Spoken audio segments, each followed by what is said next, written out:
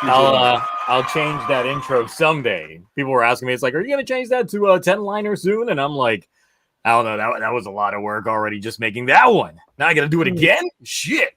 Okay. Maybe. Maybe. More effort than the show puts into a show. I mean, I was thinking of changing the intro to be a little bit more Boomboomger-ish, similar to how I did my intros for Boomboomger now. That was a good one, by the way. That's a good one. Yeah. I shot, filmed, edited everything for that review, that same episode, including that intro, that footage for it, Orga burning up, all that was the same day. You got dressed up in 4 different outfits. Yes. There's a reason why Orga's not behind me now, is because he's decapitated all over there. It's terrible. The feet are in the lower half of the mannequin is in the hallway. Anytime my wife comes down, she gets freaked out because she just sees feet there, and it's just like, like, I mean, you try coming down the stairs and then just see like a lower, just lower body just there naked, just like, what exactly? Have you ever thought of it like just hiding it? I don't know if you guys have like walk-in closets, just be like hiding it within like the clothes and stuff like that, just like have the feet popping out, or just like bury it under some clothes and then to do that as well. I should just do it so like as soon as she opens up the door, it's literally just there, and then I'll just feign ignorance, like I don't. Should I be angrier or more shocked? What do you think? She's gonna freak out. She's gonna have a heart attack, and I'm probably gonna be divorced. So, I mean, the possibility, the only way it could be worse if it was a giant spider. So, Ash, I know you got a lot. Just send some. Don't send them my way. Don't send me some giant spiders. No, I won't. Not even first slightly. for a moment there during that story. Oh yeah. But yeah.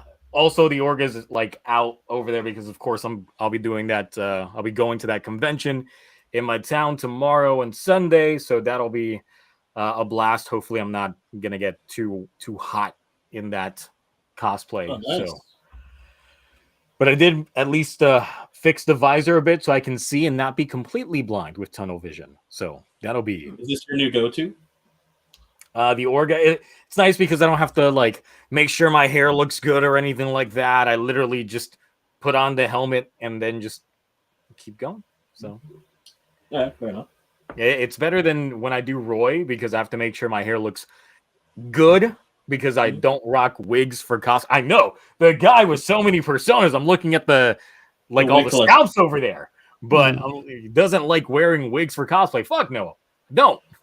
So you'd rather bake to death in the hot styrofoam suit? Yes. Okay. Fair. All right. So gotta get through all that. But yes, for people asking where's Mark, which I don't think, well, no one cares about Mark today. Shit, damn, ain't nobody. The chat's just going crazy for Ash today, though. I asked for Mark. It's the Ash cast. It's the Ash show, yeah. Yep, it's the Ash cast. Oh Jesus. Everyone's here for that. Speaking Should of we Ash, leave? that's why Orga. Yeah, we should just. Excuse us. Let's Ash go. No, I can't carry the show. Don't leave me. Don't leave me. Okay, I guess I'm taking over this show. Guy walks into a bar and come back, guys. I can't do this. All right. We're here. we're back. The worst thing is, you could have just plugged your shit. You could have just plugged your shit. I could have. Are you blocked by Austin St. John yet? No, not yet. Oh, I'm waiting. Because I watched your video earlier today, and I saw the thumbnail, and I was like, I thought that was how you were gonna end the video with just like, well, let's go to his profile, and I'm blocked. No, I thought I'd get blocked by him, but I guess I. You know, if I see him tomorrow, I'll ask him to block you. It's gonna be like that YouTube documentary I watched about like the guy who works on Platinum. I can't remember his name, but he blocks everyone. Yeah, and the whole documentary is meeting him at a convention just to see how big his block list is, if it's actually real or not. Oh yeah, it's massive. Yes. Yeah. I'm on there. Oh. I think he got his Twitter nuked during the Bayonetta drama, or he deactivated. I can't remember. Oh. I know anytime you ask a stupid question, he just automatically like either blocks you or he'll put you in a chain of like quote tweets or comments going down to the trail to get you to the answer. Yeah. Like if you ever ask him, it's like, when you gonna make a Kamen Rider game? Literally, there is a trail of comments until you get the answer. Mm-hmm. Oh. Damn. Yes. Yeah. What's his like? He's got like the rules again, saying don't ask me questions about games I worked on. Don't ask me questions in English. Oh yeah, that is another one. You have to ask him specifically in Japanese or some other. Yeah. So, yeah, that's how you're doing, Ash. But I know that you've been catching up on Garo just for tonight's stream, and we'll get to that in a little bit. I know you didn't finish it; you're at the tail end of things. Yeah. But you definitely saw some tail in the episode you saw, so you know. Oh yeah, I sent the screenshots on Discord. Okay. Yes, nothing like suddenly getting a DM from Ash just saying peak, and then I'm just like, did he get to the end? And then he posted up the screenshot, and I'm like, yeah, buddy, that's the episode. That's the episode, all right. Which once again, those fine burlesque dancers are actual burlesque dancers, and they have proper Twixters accounts that are definitely age restricted. Oh. How did you find out this information? Yeah. Because when I tried going to it, it said you don't have an account, so sign up so you can view this profile. So. Okay. But the other one, I could at least view the main page. But when I went to the other one, it was like, nope, you ain't got the account. Can't do it. Not allowed to see it. Not allowed to see it. Cloudy, you were missing for 1 week. You showed up last week. You played with our ears something fierce. In a way we hope you never do again. I don't think I can. I don't even know how that happened. But how are you doing this fine evening? Well, while we were all talking and making those jokes, I went to look up a specific number. Do not give them context for this yet. So, $9,488.32. And you said a year and a half, right? This was spent within a year and a half. Oh, that's crazy, right? So, if you want context for this, Zio, do you have your like paid up like per view section of like information?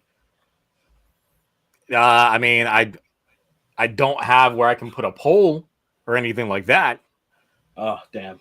Oh, I guess no one will understand what that number is referring to, but Zio and Ash will know. Yes. Okay. And this was money Cloudy spent on something. And it wasn't Toku related at all. No, it wasn't. Now remind me again, how many Garo Kens are you buying? Do you have pre-ordered? 2. Currently. What happened to the third one? I can get it. I'm sorry. I can get a hold of it. D-Sword Vega, though? Oh, yeah, absolutely. I'm going to get a D-Sword Vega. You insane? Oh, I mean, I don't know. So, Cloudy, just tell them what you spent that money on. Do they actually want to know?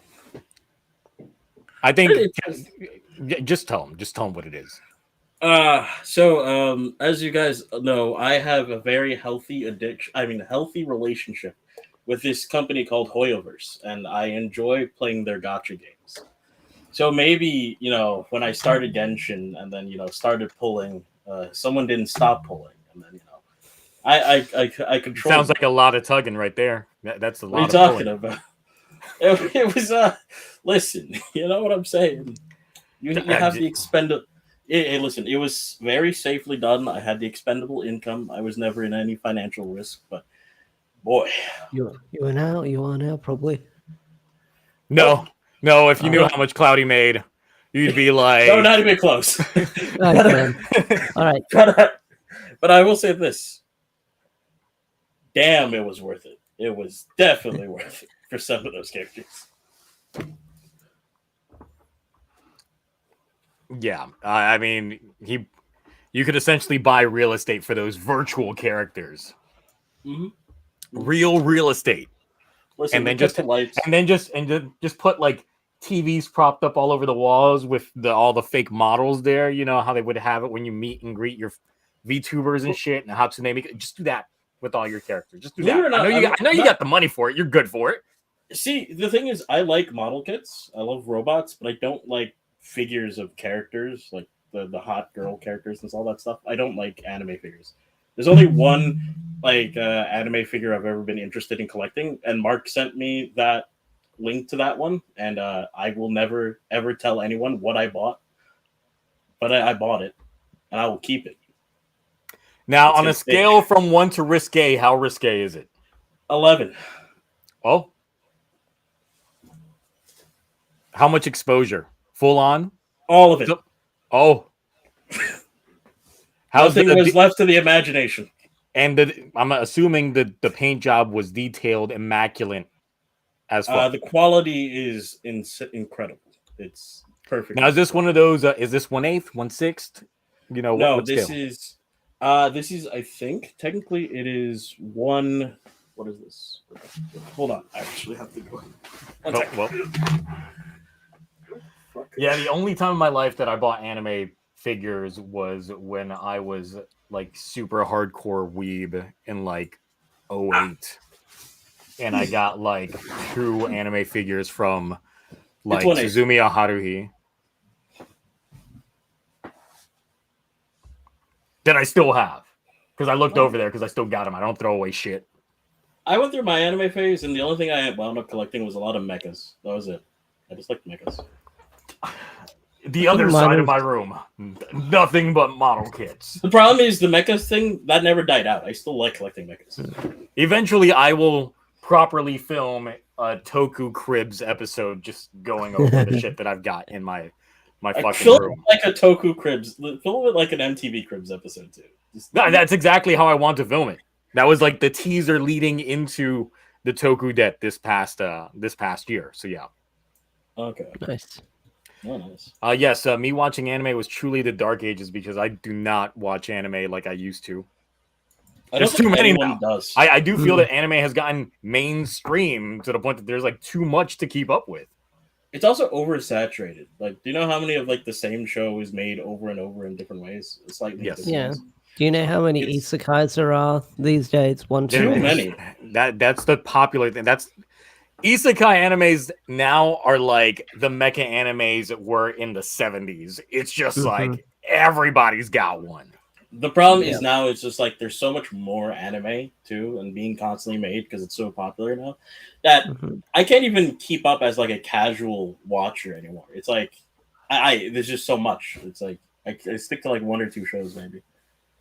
That's why I just keep going back to the classics. I'm just like, it's fine. I might start rewatching the old Tenchi Muyo cartoons next because those were some good seasons. Oh, try rewatching some Yu Yu Hakusho after the Netflix. Oh no! Right before the live action came out, I was in it. I was already in it. Yeah, that's I for me it was after I saw the live action. I was just like, I kind of just want to watch the show again. No, I'm the same, and they recently put it on. I don't know if it's on Netflix in America, but they put it on Australian Netflix along with like Spy Family and My Hero and stuff like that. Also, we're stalling for Mark to show up. That's why, like, Mark. So Mark had a business meeting, a work meeting that lasted a little bit long. He was already on the drive back on his way here, but he said traffic would be crazy, so that's why he has not appeared as of yet. And that's why we're stalling like crazy. I mean, do you think Mark might have watched? Well, I didn't watch Gotchard. I was meant to, but I didn't. But I mean, Gotchard is definitely in its comedic phase right now because even next episode. So I mean, we can just go ahead and jump into Gotchard in itself because I know Ash. You know. Okay, so funny thing is, this is the first time I haven't seen Gotchard either. Wow. Yeah, I saw Boomboomger. I did not bother watching Gotchard. I was that bored of it. Well, the thing is, it's like the last 2 episodes of Gotchard were definitely hidden. Okay. So the comedy's there, and of course you got Juggler's actor right there as a fucking the the side character of these 2 episodes. Oh, right, and they're being, or at least one of them was being written by N Inoue. Both of the episodes were written by they both? Okay. Akiko. So still good. Actually, I would still say that the last 2 episodes of Gotchard were better than the last 2 episodes of Boomboomger. I'm not saying that the Boomboomger episodes were bad by any way, shape, or form. They were still really good, but this was like one of the few times Gotchard was cooking in terms of the hilarity department. I'm just like, if the show was just this tone from the beginning, then it'd be great. And the thing is, next episode, we're going back to school. They're bringing in a new love interest for Hotaru, and it's the thirsty girl from the Fies movie. What's the new Fies movie? That one, I forget what her name was in that Fies film. All I know is that she wanted to get married to every guy until they died. Then she moved on to the next guy. So will Hotaru die? And then, I mean, this could be the Hotaru dies arc. Don't know. It could. Could definitely be a possibility. But yeah, so we got that lead up. I don't know who the head writer is for this upcoming 2-parter. Because right now, yes, we are like officially in the middle of Gotchard. So I'm just wondering if they're gonna take a step back and try and properly course correct, because like I said in my catch up video last week, that whole Gideon arc until the end of it just felt bad. I didn't like it. So but I mean, we haven't gotten your thoughts, Cloudy, on like the last couple of weeks of Gotchard anyway, because you weren't here for Gideon getting the portal suck. Well, so, getting the hand grab into the door of darkness. That was an okay-ish kind of episode. I like the implied giant monster on the other side of the portal, which gives me hope that maybe the final villain will not be a Rider. Let's hope, please. But other than that, it was I didn't really care for the debut of Platinum Gotchard. It was just like, okay, you're here now, whatever. I'm not gonna lie. That was the reason why I haven't watched more Gotchard. That whole Platinum episode, this was boring. It was. You would think the debut of the mid-season upgrade, the proper form of it, would be more grandiose, and it's just like, oh no, I'm gonna use the power of talking to get the chemies. And the worst part, I want my world to just everything be covered in gold. Really, that's your big shit? That's all. Yeah. Like I said, I got Mad Storious vibes when he said that shit. I was like, I don't know. After that, I think that's what I was just like, I need a break from Gotchard. And I was just like, I'm good. Well, that's why the episodes right after are a great palate cleanser. Fantastic palate cleanser. I'll take you up on it. I'll watch them. It's just, I was just like, that was the moment I was just kind of like, I always watch these episodes, but that was when I was just like, I'm bored. I'm done. I'd rather watch Boomboomger, which was good. But yeah, I don't know. I just thought that where it left off with Platinum Gotchard getting the power up, that was just really lackluster and boring. And I didn't like Gideon's anything. I didn't like any of his motivation. I thought he went out like a bitch. I thought, like, what was the? I mean, he'll definitely be back. He's out there in that door of darkness, getting them hands all day, every day, all over. Probably. Oh yeah, probably. Gonna come out with a writer form that's nothing but hands. Now, what are the odds we get like an odd job or like a gold member kind of villain when he comes out? I'm thinking like, oh god, what's his name? It's been so long since I've seen My Hero, but pretty much the villain that's got the hands all over him. Oh, except all gold. Yeah. I know exactly who you're talking about. I don't remember his name because again, My Hero. I got bored of that, so I stopped watching. Unrelated, but what was Storius's deal? So Storius's deal was that every time he tried making a story, it was already made. He found out that everything he made was already in a book. So basically all the creativity he thought he had, it was already written down. It was predestined. So he was like, I want to destroy everything after that. Yep. Great. It's like, it's literally Simpsons did it syndrome. You think you're cooking, It's like, man, I got this great plot. It's about to hit, and then someone hits you with the Simpsons did that. Like that whole episode of South Park Simpsons did it is literally the entire like backstory. Yeah. It also didn't help that throughout most of last week and the beginning of this week, I had a fever, so I didn't really feel like we're doing much of anything. Yeah. So. But yeah, Gotchard still. We'll see how these next few episodes coming, but it could be a course correction for the show. I'm optimistic, depending on how they end up going with this later half of this arc, of this show, because the first half is a little bit of a bore fest. I would say it's like it's okay, but it's just not hitting. It's not fully missing. It's just there. It's just a thing, but I can't say that it's comfort food. It's not something that I can just, watch freely, like commit to it. I would have to, like I said, if I wasn't talking about this with y'all or doing weekly or doing the weekly streams on Twitch, I'd be like, yeah, I can miss a Gotchard or two. I feel like Gotchard's like rice, you know what I mean, or white bread. Like you can eat it, you can it'll fill you up. Well, except for you, Zero. But it doesn't. I mean, I got keto bread, so you know what I mean, Lo. Like it is food. You're not going to be unhappy eating bread, but at the same time, it's like I'm eating bread. You know what I mean? I would be unhappy eating bread.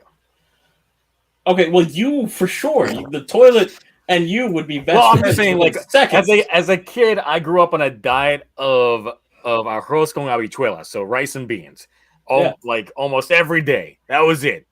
Eventually, you get tired of that shit. It's just like, man. But then, like, if I went, say, 4 or 5 months without eating it, then once I get it again, it's just like, oh, man, yeah. Kind of nostalgia. I'm feeling the poverty all over again. Oh, God. So what I want to hear. Damn. Oh, so. No. But then on the Boomboomger side of things, of course, I got back into the review train for things. So I'm out here. We covering it again. When are we getting the Gotchard reviews? Yeah, when are we getting those? Yeah, you must hate Gotchard if you're not reviewing it every week. Exactly. What is this enjoying the last 2 episodes? I don't see reviews. Let's see how many people are actively reviewing Gotchard week to week, though, however. Like, there's like 5. There's like 5 folks still actively reviewing it week to week. It could be 6.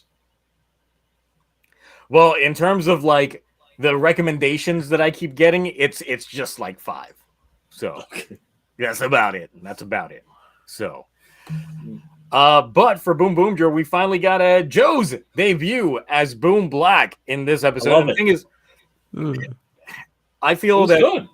I did have a lot of people saying that this was like peak episode and things like that, but for me, I thought it was okay. The reason why is because 2/3 of the entire episode is just mindless action. That's it.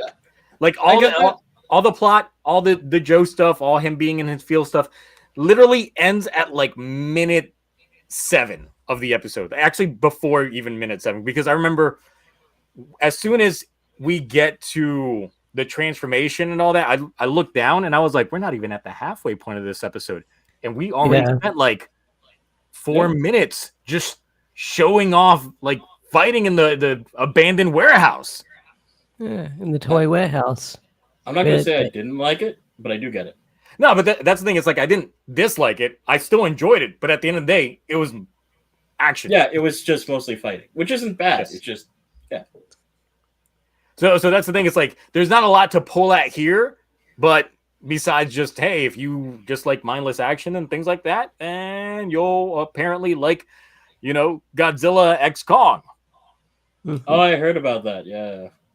And that's what you get with this episode. And I'm like, that's cool. But from a reviewing aspect, there's not much I can do with that. So I'm just like, I mean, there's different bits I could catch up on with some of these episodes. I could put Storm Kiva in the electric chair.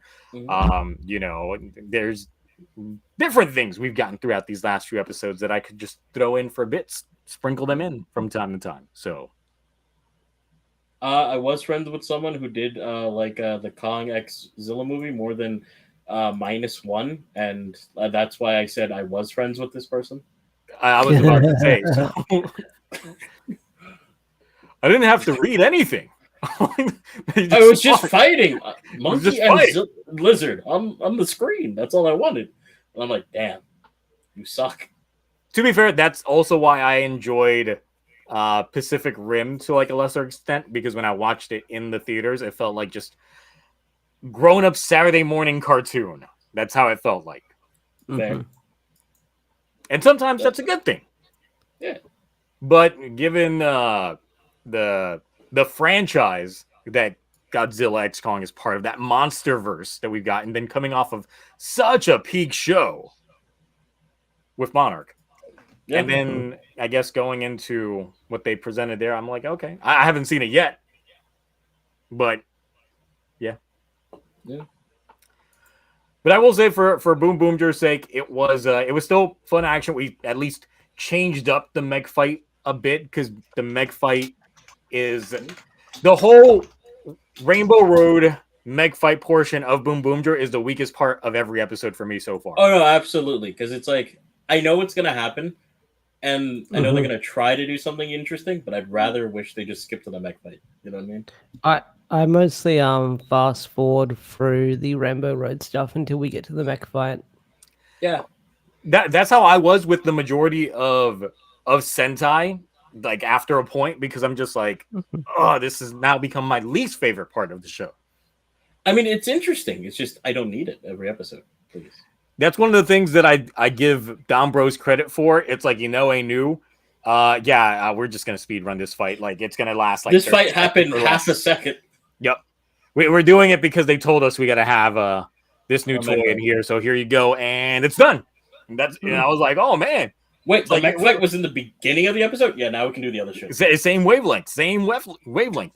Or some episodes like, no mech fight? Wow, that's the shocking part of King-Ohger, even though, you put the name of the robot in the title, and then second half, it's like King-Oh-Who?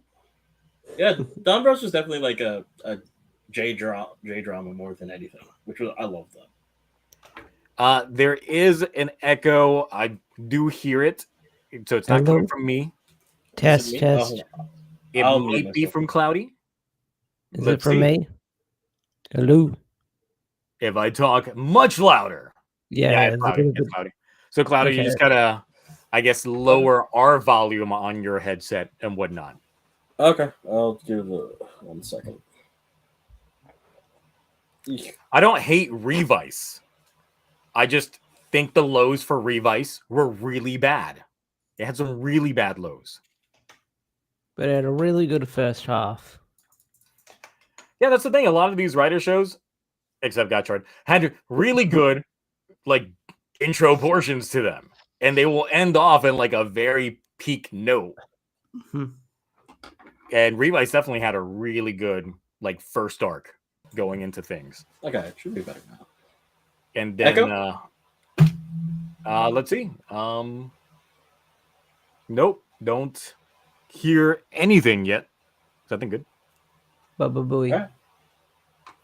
But yeah, by the end of Revice, there were a lot of problems that I had. It shouldn't have been stretched out. The entire Juga arc was a mistake. George did it to himself. Mm-hmm. I can agree on that. So I do not feel sorry for George in that entire like instance of things. Daiji, they didn't know how to fucking work him out. Because they definitely wrote themselves into a corner, and they admitted that they wrote themselves into a corner, like in the post-show, like the little interview that came out. They admitted that they didn't know what the fuck to do with Daiji after they resolved the whole Kagero portion of him, and I was just like, something's weird. And then they were like, "Oh, we got to course correct. We wrote him out, and Holy Live was technically supposed to be his final form." But we don't know how to fucking treat this character anymore, so we got to find a way to put it back. And the dumbest fucking thing ever. He was just hiding in the Vice stand. You can't tell me Revice did not have some very shitty plot points. Oh, it did. And I would say that for most of Rider in the Reiwa season. Supposed to be talking about Boomboomger, but they got me on a Revice cake. It's been 2 years since I reviewed that show, folks. Bringing it back to Boomboomger for a second. Yes. I was just thinking, because Taya like makes all the like toys, and it seems like we're getting, or at least he's making a lot of stuff for the team itself. I was hoping that this is another season where you think like we might get team power-ups, or at least individual power-ups. What do you think? I could see that, but I don't. I'm in the thought process that a lot of the power-ups might end up going to Boom Boom as opposed to the Rangers, because that would allow for a change in the mech, especially since it is sentient. And they gotta sell them toys. So if they change the aesthetics of Boom Boom in general, or introduce more sentient aliens, then hey, you know, we are getting that new sentient alien. I mean, sentient robot alien vehicle thing, Autobot. Yeah, it's just fucking Autobot. We're getting a new bad in the next episode, like a recurring bad. I mean, it's Madrex. It's the guy that the other two have been talking to. Have they confirmed it? Because I thought it wasn't fully confirmed. It's the same voice actor. Oh, yeah. Okay. So that's why that's in. So it's kind of like the Giovanni S, but not really the head honcho of it. But I mean, given the way that they were talking to him, it's kind of like the Giovanni S. He's definitely the muscle out here. Maybe he's just one step higher than them, and there's one even higher than that after. I mean, there's probably a whole slew of them. This is a space mafia. Yeah. And of course, playing the Yakuza games now, you start getting into like the different tiers until you've gotten into them? Yeah. Well, after I beat Like a Dragon, I started playing Kiwami. Oh, good. They're really good. Because I was just like, you know what? Let me explore this franchise further. Let me see these roots, because the latter half of Like a Dragon definitely was like, here's some Easter eggs for you folks that played the OG games, and I'm like, I get none of these references. They're good until 4. I'm gonna go back. Yeah, that's what I'm 5 sucks, and then 6 is okay. I'm nearly at the end of 4. Yeah, I'm nearly at the end of 4 now. Got a couple more chapters to go. 4's been great. 4's without saying anything. 5, a lot of people are mixed on, from what I've heard, but 6, maybe I'll change my opinion about 6 once I get to like A Man Who Erased His Name and Infinite Wealth. Let me share. A Man Who Erased His Name goes right into Infinite Wealth, so it's okay. It's good. So yes, Madrex is what we get next episode, and the entire thing is just like he looking very swaggy. Got a dog on the side. He got a dog coming out of them hips.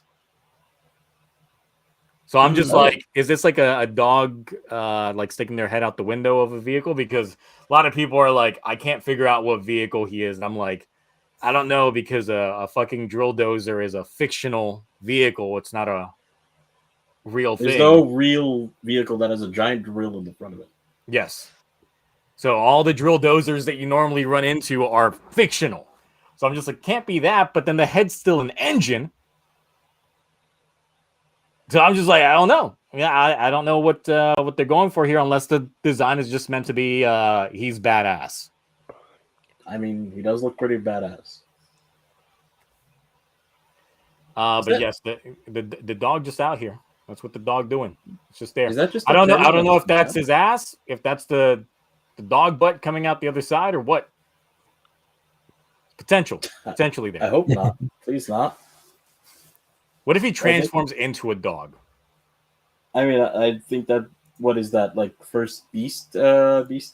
His legs separate and it becomes like the front and the back legs. Funny, a little Canadian thing for you. In Canada, Beast Wars was never allowed to be called Beast Wars because it has the word war in it, and children aren't allowed to hear war. So you know what they called it instead? What? Beasties. Oh yeah. I forgot, because we literally just talked about this the other day. Because in Canada, yes. Oh, because the whole intro for Beast Wars is literally Beasties, as opposed to Beast Wars when you watch it. It's the same exact intro, still the same beat. Dun-dun, dun-dun, dun-dun, dun-dun, dun-dun, dun-dun. Beasties. It's like, wow, that's so non-threatening. Not feeling that one at all. Go Canada. Yeah. I had no idea. Like, I know about Teenage Mutant Hero Turtles. That's about it, but I didn't know about Beasties. Yeah, there's a bunch of cool stuff like that. So yeah, I mean, anti-violent word anything. For this, it's weird because Genba's not transformed yet. We know he's got a changer. We know he's got a relationship with Taya. Because obviously he's on payroll. He's getting that commission fee. When is he gonna henshin? Maybe he has to get paid to henshin, and he's expensive. It literally, he's waiting for the check to clear. Exactly. Like, once that check clears, you got me. Until he runs like the one armor that you get in Zelda Twilight Princess, where every time you get hit, it just knocks your rupees. Oh, runs off that money. Oh yeah, the Tears of the Kingdom had that too. It just looked like it was blue and white, I think. But what episode, chat, you guys can get in on this as well. What episode do y'all think that Genba's gonna actually henshin? Because it's not gonna be this next one unless they literally do it at the end. It's not teased at all. I think in 6. Yeah, 6 is the next episode. Oh wait, sorry. I thought we were.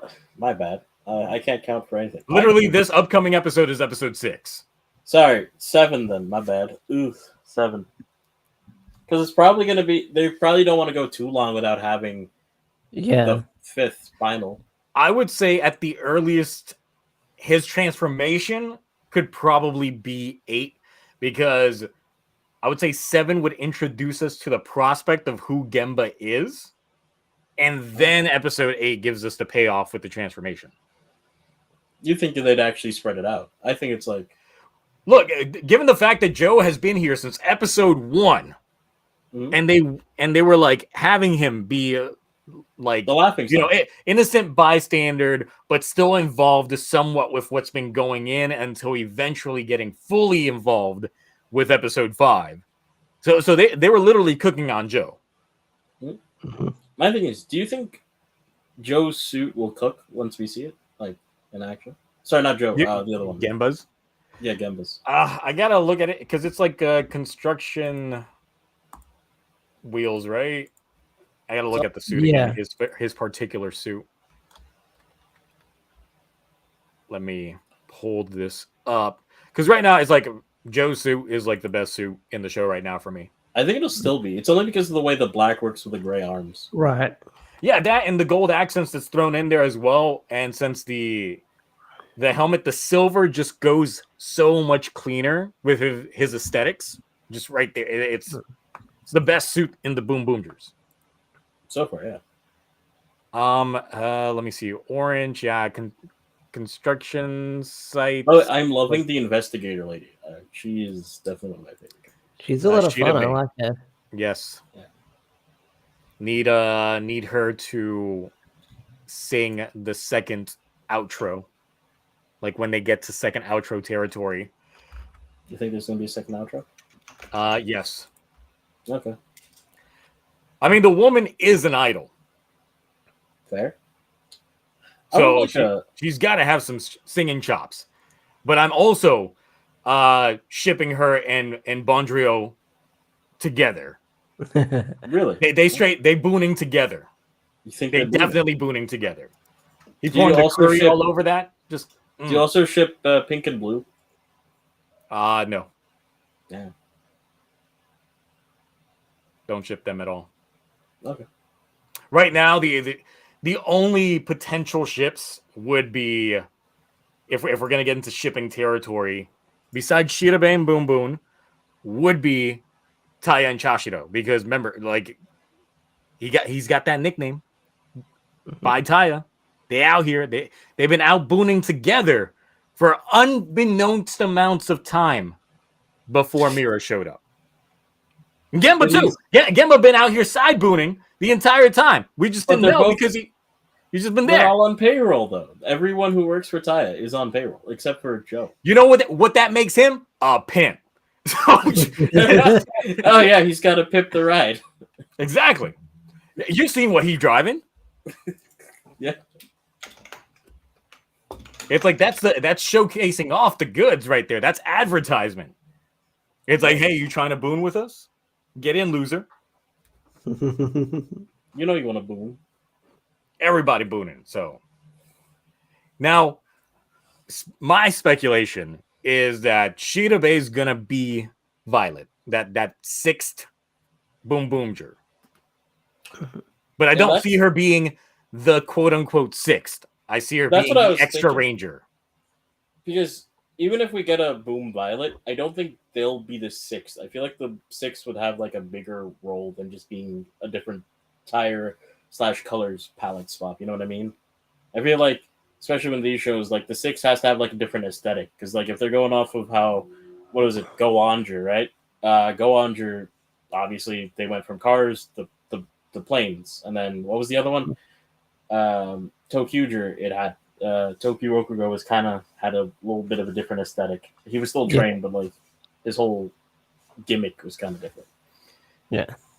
So we'd have to see what other vehicles they could cook with, because we've got your standard cars, and now we got the police car, and then we got the construction vehicles like the dump trucks and shit like that. So let's get the wings, the flying, the shit, the helicopters, the jets. Let's get them in there. I think due to toy listings, let me bring it up on Toku Collectibles real quick. So I remember seeing them for Boomboomger. Look, I'm telling you, helicopters. They're gonna call them the Boom Boom Copter. Or No. Chopper. Even though Chopper was already taken in Geki Ranger, they can do it. The BBC. The BBC. No. God, that is. That's the Boom Boom Cash. That's the money that Taya uses. But looking at the next Boom Boon set on freaking Toku Collectibles, the next one is like Boon Boon Marine and Boon Boon Safari. So maybe like a Jeep and a submarine is next. No, my Boom Boom subs. We're not getting that down. And then there's like another. Yeah, then there's another one where it's a digger. Like a But wait, we already have like a. Well, the only thing that I can think of. Oh no, that's oranges. Sorry, that's what I'm looking at. My bad. Yeah, I was about to say, like, we know that they're dealing with all the construction shit with with orange.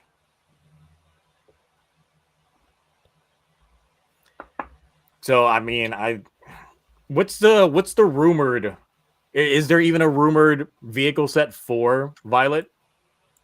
F1. I think. I remember seeing it. Because for Shirabe being part of like a space agency, I would assume it's like rockets or something like that. Would be if she does become a Boomboomger, that would be F1. Yeah, F1 car. The rumor is Formula One car. Yeah, I remember drastically different from what I was thinking. Wasn't that the first time in like Kyoryuger, right? When they did a purple or whatever the heck? That was also a spaceship. Geki Ranger. Geki Violet. Oh yeah, well that was a wolf. Yeah, but still, I'm just saying in terms of the color scheming. Oh yeah. So what if we do get a proper like 6, not extra ranger? What do you think? Color and or gimmick? Because now we know that green is still on the table technically, because no green screen, except in except on Rainbow Road. And Ash got taken out by Kevin. Oh damn! Kevin's back, striking with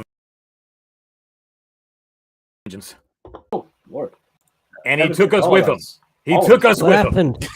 What happened? I don't know. All in the afterlife, Kevin. You got taken, and I guess when you popped in, you took us with you. I didn't pop in. I was here the whole time. Yeah, you literally just disappeared. It did freeze me for a little bit. It's just weird. It's the way it goes. But I don't know if there was going to be an additional color. Bring back green. Bring back a green. I would bring back green. But we have the whole Rainbow Road nonsense to think about. Isn't that all green screen? They can have blue screens for just when green's in the car. Okay. The only thing that's in when they're in the actual seat, the cockpit, the only thing that's green screen is just the side panels. Yeah, I would assume in the cockpit be they'd be fine, but they'd have to pilot something that isn't green, maybe? I don't know. I mean, not exactly, because think of it from this way. The Rainbow Road portion is completely CG. That's a CG mech in that portion of it, the CG vehicle. Yeah. So it doesn't matter if it's green screen. It's the CG's green. It would just be CG and green. Okay. Yeah. Okay. And the mech fight doesn't happen on a green screen set anyway, because that's all done in their like location set. So it would work. Yeah. I would like to see green come back though. So guy or girl for proper 6? For proper 6, well, if Shirabe is Violet. going to end up being Violet, then I would say they'll go back to being a guy. You don't think we'll have like an even split, like, or relatively even? I don't think Toei's that progressive. I honestly do not think they are. They like teasing that they are, but they ain't. Fair. Well, yeah, they are very a traditional company. Because they'll be, but my toy sales would be their entire shit. It's like, gonna give them an exclusive toy? They're not gonna buy that. Toei is, yeah, dumb on that aspect. So, oh, did you hear the Pink Rangers got together or whatever the heck? What Pink Rangers? Kijino and some other Pink Ranger, the actor for Kijino, he got together with another Pink Sentai Ranger. Oh, I did not know that. Yeah, I saw the image a while ago. I forgot to send it to you. It was interesting. Speaking of Rangers getting together, Toei did an April Fool's and it's actually happening, and that is Tombow Ranger and Deca Yellow. Really? I mean, because I saw that. We didn't even touch on the. We should touch on the April Fool's gags that we had this week because, clearly that was a thing that happened this week. I think that's the only one I saw, but then Toei was like, "Oh, we're actually doing it." But yeah. Oh, maybe it is maybe that was what I was. Well, that was one that they had, and I mean, Yama's actor during the press conference definitely said that Jasmine was his favorite. Definitely had that crush going on. So it's like, man's out here living the dream. He's after all the yellows, all of them. Yep, I'm just trying to get them. But on the Boomboomger portion of things, I would like there to be a proper female 6th. I just don't think Toei would do it. Overall, enjoying the show, loving the show. I'm still enjoying it. Like my ratings were what A B. that B. Ooh, that's teetering on. You despise the show. We'll drop it instantly, and we'll never make a review. It's like it's right there. I don't know if Boomboomger is gonna have the staunch defenders that King-Ohger did. I mean, Boomboomger had some very vocal defenders. King-Ohger and Geets actually had some very vocal defenders, and I shat on Geets way more than I ever shat on fucking King-Ohger. You gave King-Ohger like one bad review. Yes, true. And apparently it made the rounds across multiple different communities. It's like, can you believe this? The audacity. And in my show, King-Ohger, ain't no way. A failing grade? How could he? Like, man doesn't know what he's talking about. One failing grade out of 50? Especially when he absolutely loved the first half. S tier, S is everywhere. There was literally an S in every part of the first half. There are a lot of S's in that first half. And the second half had some S's too. Yeah. But that episode of King-Ohger was just that bad. I'm sorry. Even in rewatching it, I hate it more the more I rewatched it. What was Which episode? What was the episode again? It's the... Is it the Grody one? Like where Grody, the immortality thing? I got to pull it back up to see which one it was. Because it's like, now that we're in the boom boom phase, it's just like, oh, that's behind me now. It's all behind me. I love the high-pitched Abba Rangers, by the way, while you were reviewing. It was like, Abba Ranger. Yeah, Oh, yes, because there were so many A's. I was just like, let me just speed this up. Either that or just get them in the middle of the and then just cut it. It's like I was between how am I going to cut it? So. But, Ash, have you gotten to Abba Ranger on your Sentai watch? No, because like Final Fantasy and Yakuza games have got me distracted. Yeah, I like dropped watching stuff like TokuTonic and stuff like that. Gotcha. Let me know when you get there, though. It's yeah. I think I need to like lurk on Amazon and quickly buy those DVDs. Because I don't think I like owning stuff physically. But yeah, I need to watch Abba Ranger. TokuTonic I want to finish because I really enjoyed TokuTonic, but I think I don't like doing this with Sentai, but I feel like I have to do it with Sentai compared to Rider, and that is like skip through some of the fluff and just watch. Yeah, even though like it is character moments, but yeah, you can leave.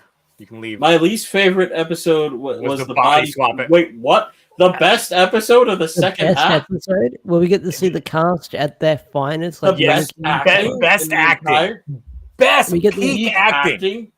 And then don't forget the hands being thrown at the very end. Well, even Rita fans were eating good during that episode because they got to see full face Arati. Yeah, and even freaking like Yama's actor pretending to be Rita was like peak in that episode without swapping the voices. And they were capturing the cadence of each character, especially Gira and Jeremy's actors. Jeremy was perfect. It was so difficult to tell who, like, they're doing the voice. They sound so, like, perfect doing it. The twist at the end. And then it was a Himino, what's his name? Daboski episode too, which was the funny thing. That was the main focus, but it brought out almost every character. Yeah. Yep. How dare you ban that man? That's an L take right there, my guy. I'm sorry. Nope. That's time out that man. Time out that man. Apparently Taka agreed in terms of like the reviews of had similar thoughts when it came to King-Ohger. But then Geats apparently was like a masterpiece for him. So Geats was a masterpiece? The thing is, it's just like, there are some people that, yes, Geats is like a masterpiece. It's like the greatest 10 out of 10, stuff like that. I know a few people who have that opinion. Yeah. So it's, I went to another Discord server recently that they don't know who I am. But it's another, now, like, if they're watching this. No, they're not going to see this. They haven't seen shit of my videos. If you are watching this right now, we know all your secrets. We know who you are. I joined a Discord server that's the TokuCast's Discord server, and I was over there talking about just how, like, the issues that Geats had, but I didn't want to list them because I'm like, I literally spent a whole year of my life reviewing, digesting this show. Why? I don't want to regurgitate my talking points again. And they were like, well, clearly you can't, you don't know what to say if you can't just list them. I'm just like, no, I literally spent a whole year doing this. I'm not doing it. You want my list of bad things? Here's my reviews. And eventually that was just a fuse that set off like an hour of debate in terms of other people just talking like the issues with the show. And I'm just like, man, if I ate popcorn, I would be eating it right now. Y'all out here having all these. Link to 17 through 50. Let's see how they feel. It's like first half of Geats still really good. Still really good. I mean, the first 16. Quarter.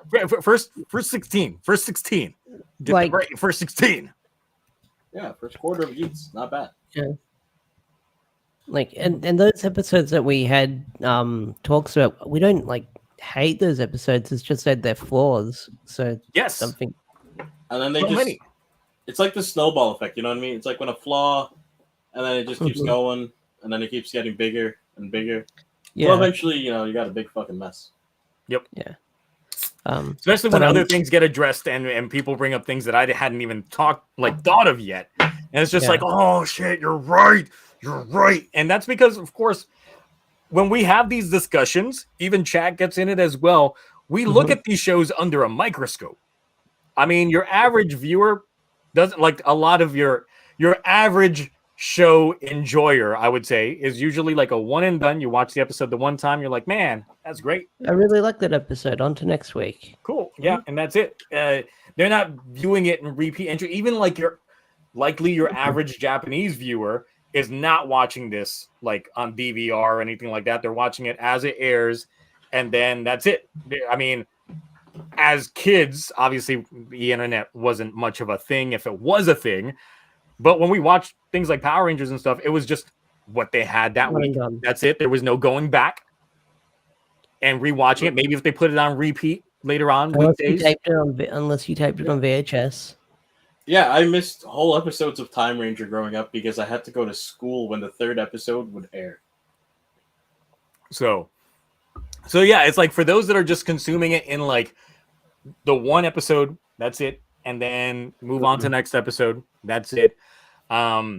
Engaging only in like minor discussions with like-minded individuals. The thing is, I like meeting and interacting with folks that have varied opinions because I enjoy the discourse. I enjoy the civil debates that we have regarding things. You could either have your opinion changed or get influenced by another's opinions just because of having such crazy discussions in an aspect. So yeah, it's not that I dislike it. I gave Geats a C average, but that's because it dropped the ball in its later half.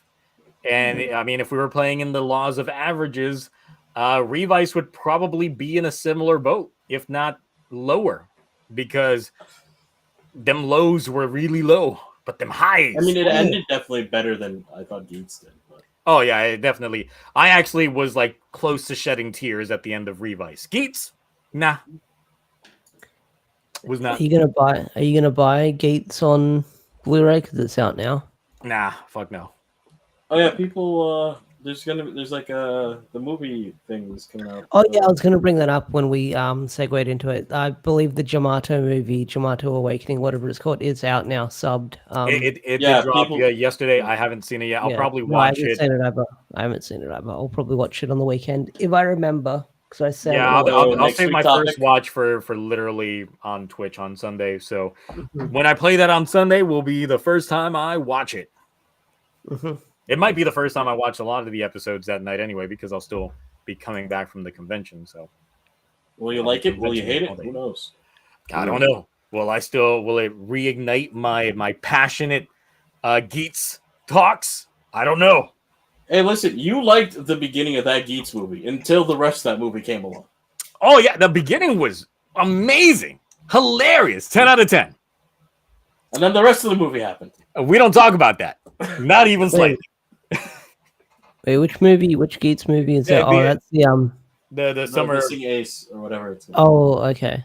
Yeah, I don't think I've watched that one. The 4 Aces. No, I think I downloaded that one. I never watched it. The beginning is really good. It actually is pretty funny. Yes, it is. The Revice one bored me. I couldn't sit through all of it. Man, I don't even remember. Oh, Battle Familia. Yeah, that one. Yeah. I couldn't sit through the Revice half. It felt a bit long. The funny thing is the Chimera part. That's a whole different film, Cloudy. You're thinking of a completely different film. I meant like the. What Ash is talking about is the winter movie that was the Geats Revice crossover. Yeah, the Chimera one was the one that came out. That was the summer film. 2 years ago. Okay. My bad. Okay, so that was that film was okay, but the birth of I want to say Chimera because that's the way they say it in the fucking transformation was a much better film. I mean, it was a much better special, rather. It was very short, but it made me feel it was good. So, man, Mark must really be stuck in that traffic. Yeah. Just imagining Mark is just like, man. Oh god! I'm just imagining LA traffic. This is horrible. Oh, it's probably abysmal. Let's see. What were these April Fool's jokes that we got this past week? Because I know I saw the one, the Boone Identity. That shit was fucking hilarious. Born Identity. Yes, that was a hilarious like poster. Some people confused because we did get like a shot from Dombros. We saw like Minoru or like the crossover, and people were like, "What if this is just an April Fool's joke?" That's the thing. You can be sure. You're just seeing Minoru laid out on the ground.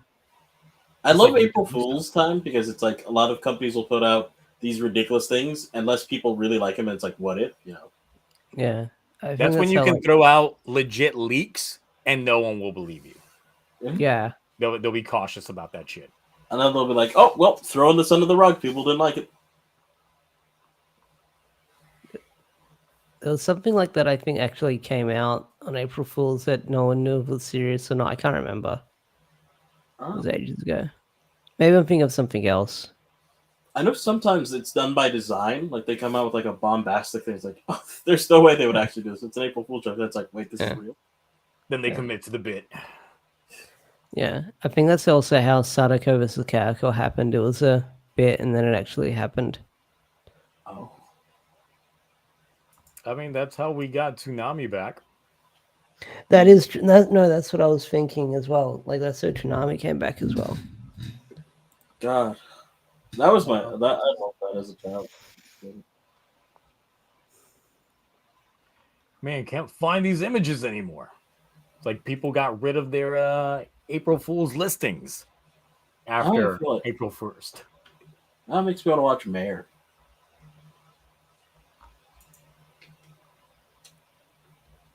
If there's anything else on there.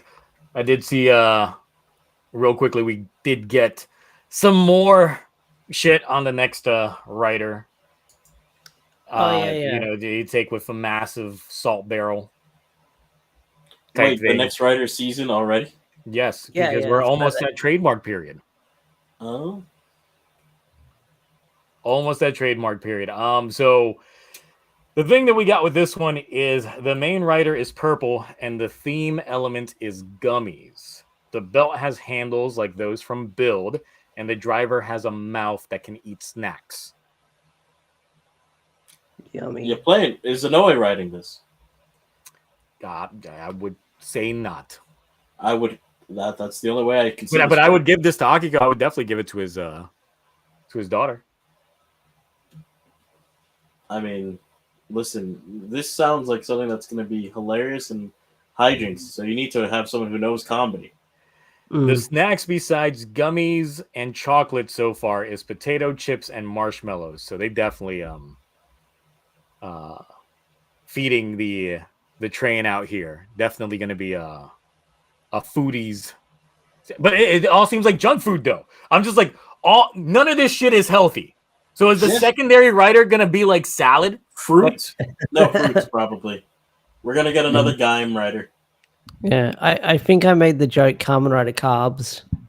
I mean, this is literally the antithesis to me. This is my kryptonite, like bad guy would be this writer. Just throwing carbs at me, and I'm just like, no, stop. And it's just throwing marshmallows and noodles. Zio refuses to review it because it makes him hungry. So now the carb count is too high just watching the episode. Just watching the episodes alone, like it instantly knocks me out of ketosis. Another writer season you won't review weekly. Oh my. Yeah, that's what I was gonna say. That could be the gimmick. Like every time you see food on screen, like maybe count the carbs, and then by the end of the finale, like see how many carbs were actually on screen for the entire series. Yeah. I might. Haha, you can have that one. You can have that one. You can finally invent your true nemesis alter ego. On this episode of Kamen Rider Munchie Snacksies, we got the debut of 5 new snacks. So with that, let's talk carbs. Let's talk carbs. And then I'll just like hit with the intro and all that shit. And then it's just like, all right. So I had to find the equivalent to these gummies. I had to go to my local grocery store and just take a look at the back here, look at the serving size. And they consumed 5 gummies during this episode. Serving size is 1 gummy. Already so that's 70 calories per gummy. Yeah, yes. Y'all out here dying. Y'all can out here just promoting obesity. Yep. That's probably gonna be the final form of diabetes. Oh god. Well, actually, you live in Georgia. Obesity is quite the issue down there, isn't it? Oh, it is. In Georgia, definitely obesity is an issue, and diabetes. Oh gosh. Oh my god. I'm a gummy bear. The fucking gummy bear song. That's a issue. Oh my god. Having a 5-year-old is I hear those things. That? Yes, he'll play random shit like that and like breakfast burrito songs and all that kind of shit. It's just like sharks with babies involved in them. We went through the baby shark phase already. That's done and gone. So you going through the crazy frog phase yet? Oh yeah. Yes. What about Schneesh or Schnappy? No, I have not ran into that yet. Okay. So. But yeah, snacks writers, interesting. I don't know how these gimmicks are gonna sell. Are they literally gonna give you like physical food? Like, I mean, I can see this being completely sponsored by 7-Eleven. That's huge in Japan because they'll be like, get that Kamen Rider like snacks here right now. We got your them melon all. buns here, everyone. Get those potato chips, those proper branded potato chips. Classic. Oh, what I can think about is the long man. Have you never seen that one? I've not seen that. You should see that. That is a series of videos you need to watch. The long gummy. I'm gonna say this: it takes you on a journey through romance, and oh boy. Berserker form is spicy chips, flaming hot mode. Oh boy, sponsored by Lay's. Yeah. No, it's just Tabasco sauce. I can see secondary being like a bunch of different sodas, like different drinks. It's all junk food. It's literally the junk season, the junk food season. What would the final form be? They finally go healthy at the end. Yeah. And they just cut out all the carbs. Keto form? They'll go full now. They'll be like they'll go proper salad. Not fruit salad, just actual vegetable salad. You know what? Make them a mushroom. Japan with their mushroom innuendos, and then if the belt does have a mouth, you're inserting a mushroom. Boy. All right, yeah, definitely get Akiko writing this or her dad. If both y'all of are them trying writing to it together. If the amount of cooking that can definitely be going on with this kind of shit. Not that, but an OAN food. So yeah, it's all there. So I mean, we'll see. Man, Mark is like, he's stuck in that traffic. Yeah.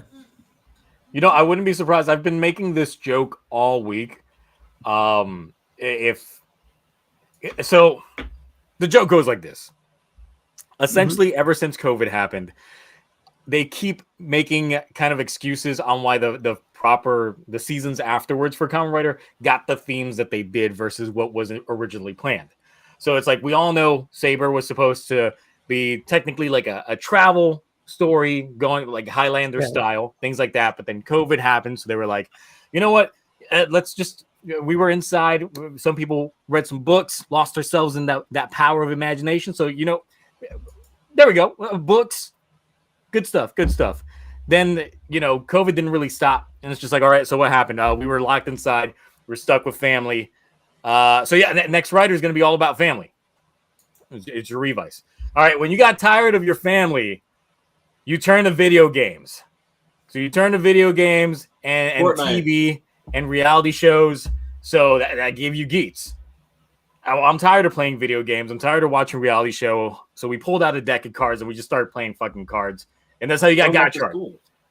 And then you know, got tired of that. So we just pulled out tic-tac-toe. We just got out a piece of paper and started drawing tic-tac-toe. And so I was like, the next writer is going to be Kamen Rider Tic-Tac.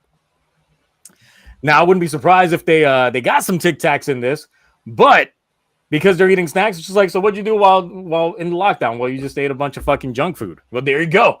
It's still part of it. 2020 is still playing the bit. So and real quick.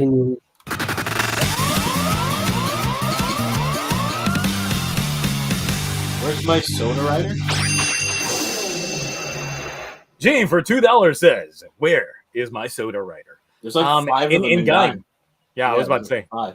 The Genesis driver literally is getting a CSM release. Mm-hmm. Along with the weapon, so it's all there. Also, for any of you kids out there who like Kiva, which there probably aren't that many of you, but Kiva's great. I would recommend you watch it. Even be born when Kiva came out. Damn. Oh God. Or be like, I was 3 years old when Kiva came out. There's probably some folks in chat that's gonna pull that shit. It's just like I was literally 5. I don't remember. I was 3 when Kiva came out. Oh God. Do not go stick that sword in your family's or your parents' walls. You will get evicted or kicked out. One of the other. I'm talking to someone in specific. A certain Garo expert. I gotcha. Oh God, he's gonna go crazy. Well, actually, he doesn't watch these, which we found out.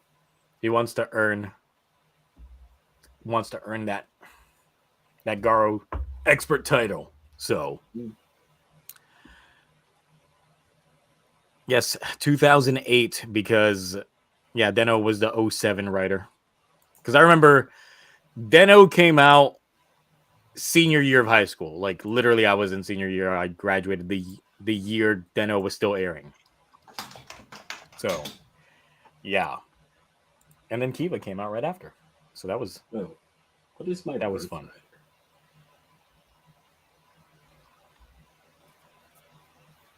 I know for me, since I was born in 89, it was like what Black RX and Turbo Ranger are my shows, my birth shows.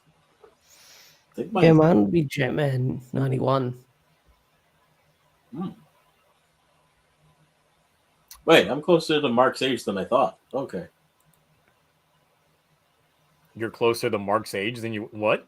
Sorry, I'm closer to Ash's age than I thought. My bad. Okay, I was about to say, I'm like...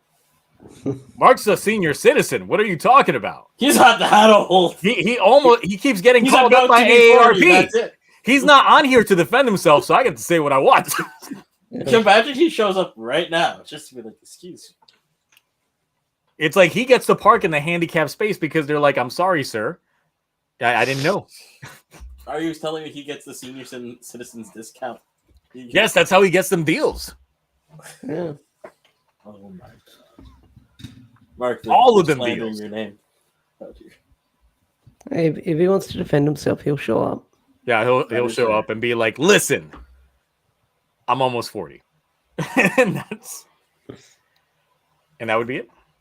And it's just like, yeah, cool.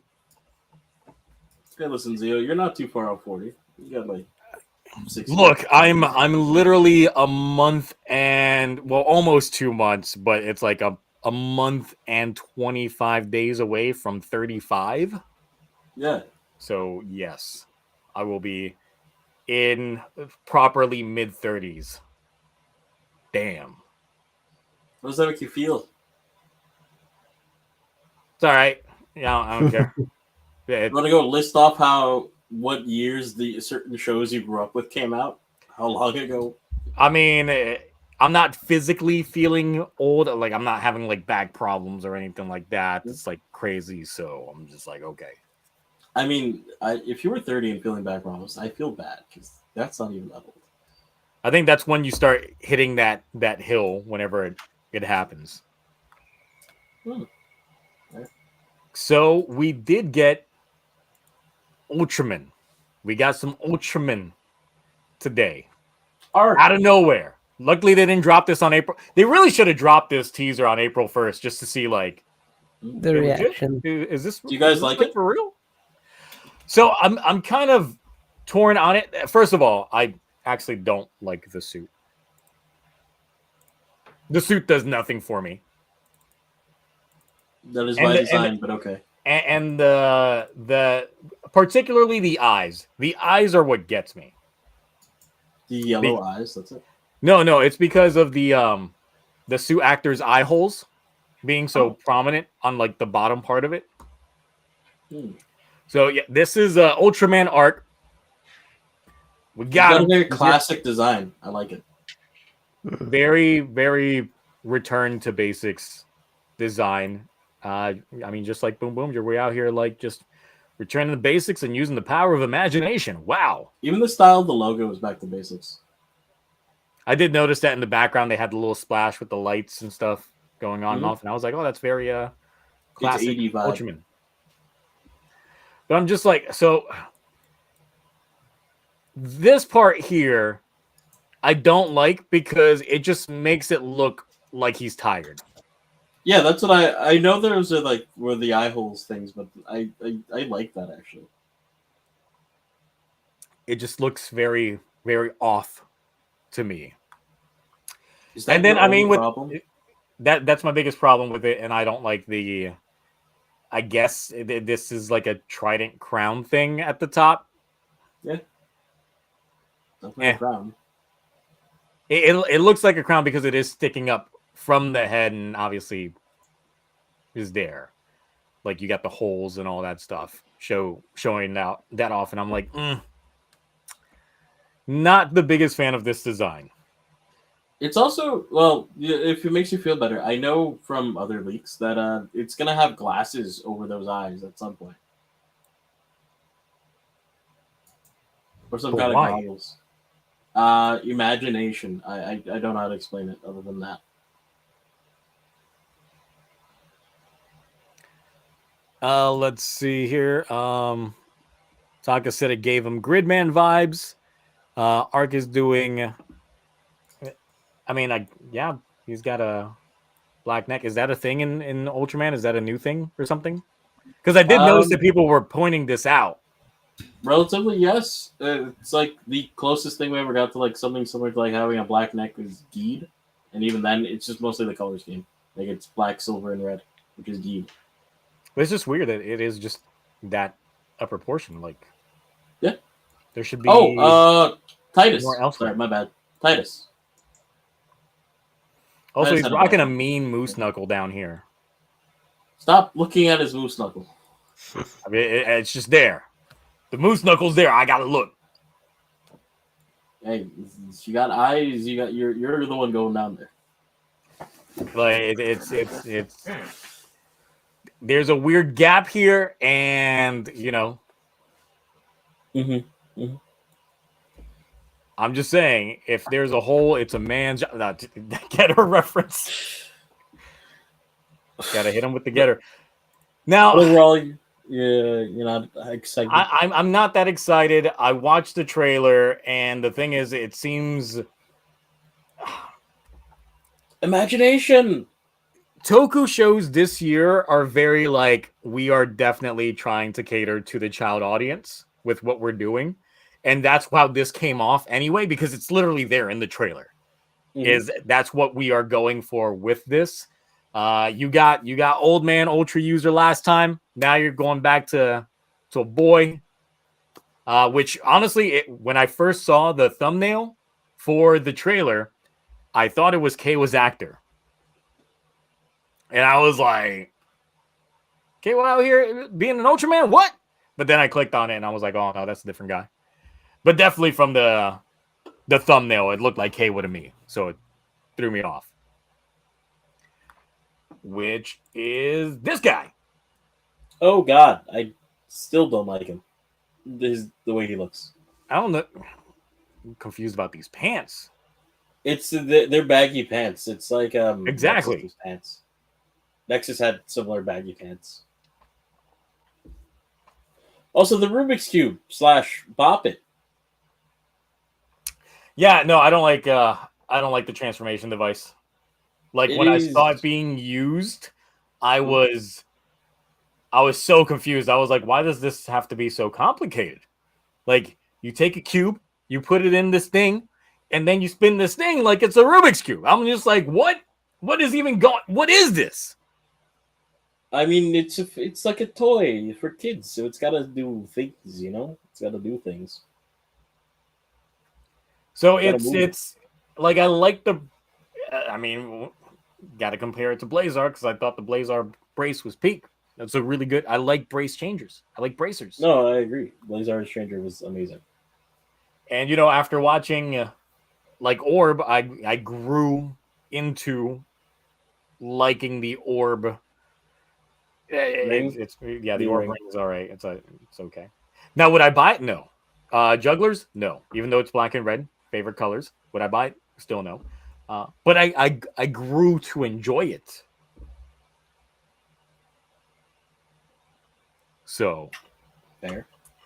I will say this: this show, I know you haven't seen it yet, but it's giving me massive, massive X vibes. Which anyone else in the chat, if you get those X vibes, I get you. Jeed's changer, I thought it was okay. I mean, the capsules looked like bullets, but then he didn't fire them. Speaking of firing things, the staple gun at the trailer. Oh, right, the staple gun. Oh, no. The stapler gun that we totally had during that trailer was a thing. Mm-hmm. Let me see here if I can just pull it up on the weird Tokus. All right. Ultraman Arc. Just to click through it. Because the subs, they definitely indicate that this is focusing on imagination and, just inspiring kids again. Which, I mean, nothing wrong with that. But we got 3 shows doing this year. So it just depends. Will it become too much? Wait, Will it not? Gotchard's not doing imagination. But Gotchard definitely was skewing towards a younger audience. Oh, absolutely. So that's that. I mean, luckily, we had Garo to scratch that adult itch for a bit, but it's gone. It's gone. It's done. So let me see here. Obviously, I can't just play it because them YouTube claims would be like, you're legit just playing this thing.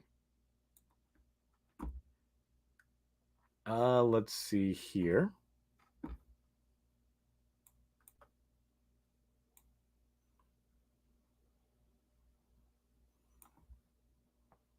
I mean, in motion, no. Them eye holes just out here being too prevalent for me. Definitely being too prevalent. The way it's just, nah. Not really feeling it. Okay, so here's the changers portion here. I might have to have a Red Lady do some garden real quick. Oh. Just to get some proper expansion going on. There we go. This is some very colorful text. Inserts the cube. Mm. And that is a sizable changer. It's straight up like Rubik's Cube going up at it. Like, that's... Now, the mechanics to it do seem very interesting, but it's still like a very odd changer. All right. I just need to know, like, is the MC's gonna... We're probably gonna see them inside that a weird light realm like we do for many series, so I'm curious how that's gonna go. Here we go. Great old No, there's the staple gun. Yep, staple gun action. Peak laser staples. I feel like the funny thing is everyone immediately thought staple gun, so the first time I saw it as well, I'm like, staple gun, that's weird. Why are you out here just stapling shit?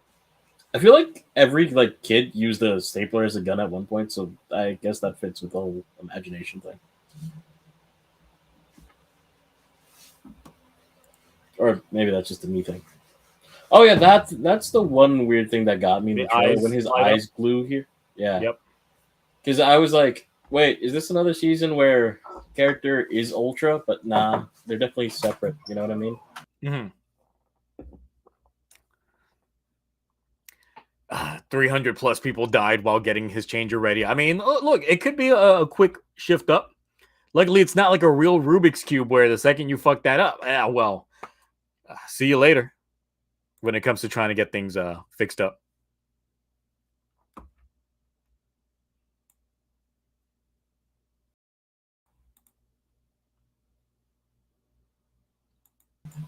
But yeah, we got the Ultra Embrace right before getting the title card and all that. Yep. No, seriously, like from this shot here, I thought it was Kawa from Geats. I was like, no, I can see it. They have very similar hairstyles. That's what got me. But I'm not as excited for this as I was for Blazar. Well, yeah, that's because Blazar was doing something unique, and this is definitely something that seems like it's back to form. And even then, it looks like it's something that's even further back to form, like classical. So let's see. Someone had the Ishinomori. I mean, not the Ishinomori. The Subaraya Pro information regarding the plot synopsis for it. Let me get this up here. See what we got. In a town called Hashimoto City, a giant object towers over Mount Shishio named Monohorn. It is actually a kaiju's horn stuck in the ground since an incident 16 years ago. The incident, when kaiju appeared simultaneously around the world, was later named K-Day.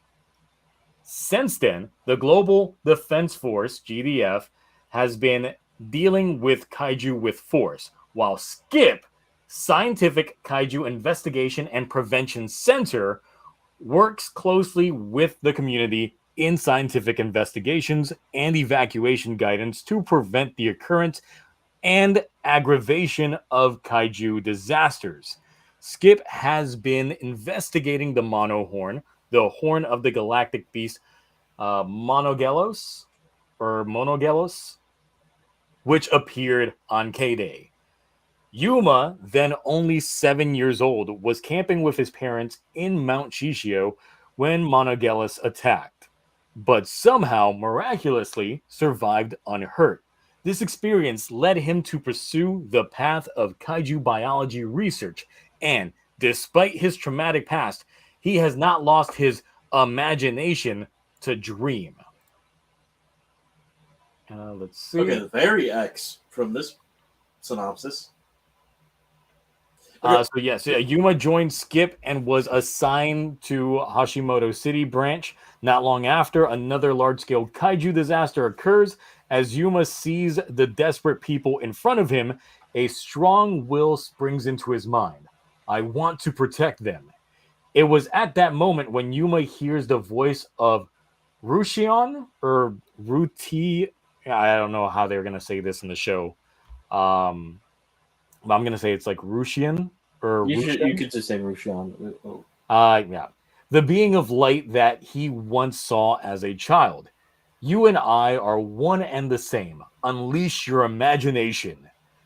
When the mystic light emerges from Yuma's hands, embodies his entire body, his power of imagination fuses him with the light, and he transforms into Ultraman Arc, the giant of light who protects the future. Alongside his precious friends, Yuma, as well as Ultraman Arc, gallop towards his everlasting dream. And there it is. I like it. So there's some I guess not spoiler alert, but like comparisons to X-wise. So this seems very much like another season of like Ultraman, where the monsters aren't always going to be taken down or like killed. Because but in X they were more of like study tools and objects that like they collected them, they turned them into spark dolls because they were trying to preserve them and actually understand them more than just kill them outright. Similar with like Cosmos and whatnot. So I get that kind of vibe from it.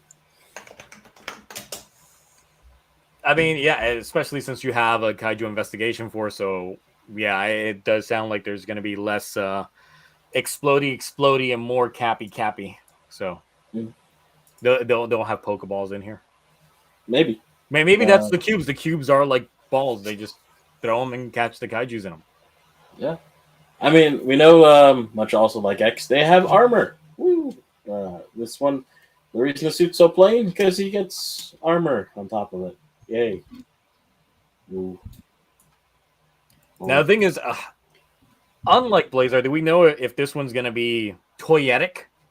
Because remember, Blazar was like, we're not caring about the toys. Based on what I understand, no. I don't have any hard facts saying that it won't be toyetic, but based on the scans and just the general vibe of how the show is playing out, this does seem like it's going to be one of the more toy-focused, toy-centric shows. I guess you can pretend to have toys. That's where the imagination kicks in. You thought, you can pretend, and you can keep thinking. You can pretend you thought you had money to buy toys. Because we ain't making these toys. Mm. You can get them in your local Happy Meal. Or you can get these shitty-ass Sophobies. Damn. I know some people care about their Sophobies. I don't know. I don't see the appeal. What's a Sophobie? You know those in-action figures? They're literally just stuck in like one pose and that's it. Oh, the vinyls. Yeah. Those are Sophobies? Damn. I like the vinyls. I buy a couple for my desk at work. Yeah. So I'm not exactly hype on it. Any of you guys sold? Ash, I know you were like looking into Blazar at first, but how's your interest rate in this in terms of like, do you care? Little bit. The trailer has my attention. The plot synopsis I was listening to while I was fixing myself a snack. It does sound interesting. I'll definitely watch the first episode, but we'll see where we go from there, because whenever they air Ultraman, it does air early in the morning, so usually I either forget to watch it after I do the podcast with you guys, or I just end up binge watching it like I did with Blazar. It will be simul streamed just like Blazar was, so we are getting a dub. Yeah. So we'll get all that shit. Mm. There it is. Roroni said the series will be broadcasted and or streamed simultaneously with English, Mandarin, Chinese, Cantonese, Taiwanese, Mandarin, Thai, Indonesian, and Vietnamese dubs with subtitles in those. Subaraya fucking winning when it comes to international distribution. Oh yeah, Subaraya fucking. Did you drop your crown, King? It's like Toei. I thought you liked money. I thought you loved money. You could be out, loves money. And I thought you hated the ways that some of us just get these tickets to Japan and just be watching your stuff on a weekly basis when you could just be supplying us with the goods. Yes, and then we supply you with the views. Mm-hmm. Exactly. And then we'd be more inclined to be like, you're plus Toei ad revenue. You would be getting ad revenue from those of us that are spending the money to get these tickets to Japan and watch these shows in the way that we're watching them. Mm-hmm. Or you can make money off of us by putting ads in the content if you're watching it for free online through your own distribution sites. And I'm just saying. The option's there, Toei. Why aren't you doing it? Garo did it. We've been watching Garo. The reason they're not doing it is because of the contracts they have with public television. But that's why. That is why. But yeah, they should really. I want them to check, like the financials. Like if let's say they do a simulcast of the first episode of the next Kamen Rider, and they compare the revenue stream from on air, like ad revenue, versus online ad revenue if it was released to an international crowd during that day one. If they had that, then they could possibly use that as leverage, because then the financials are there. Like they can. True, but they would have to be able to do it at least once. So. Well, that's the thing. It's like just do it the one time. We'll see. I mean, it's not like we don't see. What was it? Was it Shout Factory that was putting out only like episodes like 1 and 2 of Kamen Rider of the newer Kamen Rider seasons online? No, that was Toei. That was Toei. Okay, yeah, so it was That Toei was officially. that was Toei on their worldwide channel. They've got the actual episodes, like they've got like stuff like Gotchard and other older series fully up there, but that's locked behind region blockers and they're not subbed. But for us, because it was the 50th anniversary of Kamen Rider a couple of years ago, they put like the first two episodes on for the year to celebrate 50 years of Kamen Rider. Yeah, and the thing is, that did numbers. That did a lot of numbers. A lot of those first episodes have millions of views. Yeah, and that's the thing. It's just like, great, you're out here, you're giving us these episodes, and then after that, it's just like you stop. But you could have kept the train going, or literally pair up with, if they had like the first set of episodes of Geats Up, it's like, hey, now buy the series from Shout Factory, that type of shit. But no. Gotta get that money. But they ain't doing it right. They ain't doing it right. They want the money, and it's so easy for them to do it. They just ain't doing it. So anything else anyone wants to add when it comes to Ultraman Arc specifically? Will Mark show up to defend Arc since they rhyme? Yeah, I want to hear what Mark's big opinion on it. Maybe if we just believe and click our heels through, maybe if we use the power of imagination and enough steam, then Mark will appear. Can we all try and just summon Mark by just giving the longest steam that we can give out? All right, let's see. We're going to try and summon Mark. Steam! It's just me. See, fuck y'all. Oh, I didn't know when you were going to start. There was no countdown. Now Mark's never showing up. See? Do it again. No, I'm not falling for it again. No, you guys are going to leave me hanging again. No, I'm not going to leave you hanging. I swear. You are legit about to leave me hanging. I swear on my 1/8 figure of a certain image that I will not. Just let me know. I'm not gonna do it. I need a clear sign of when you're starting. Okay. All right. When I flash Trust Ass on screen, you can start steaming. And Steam.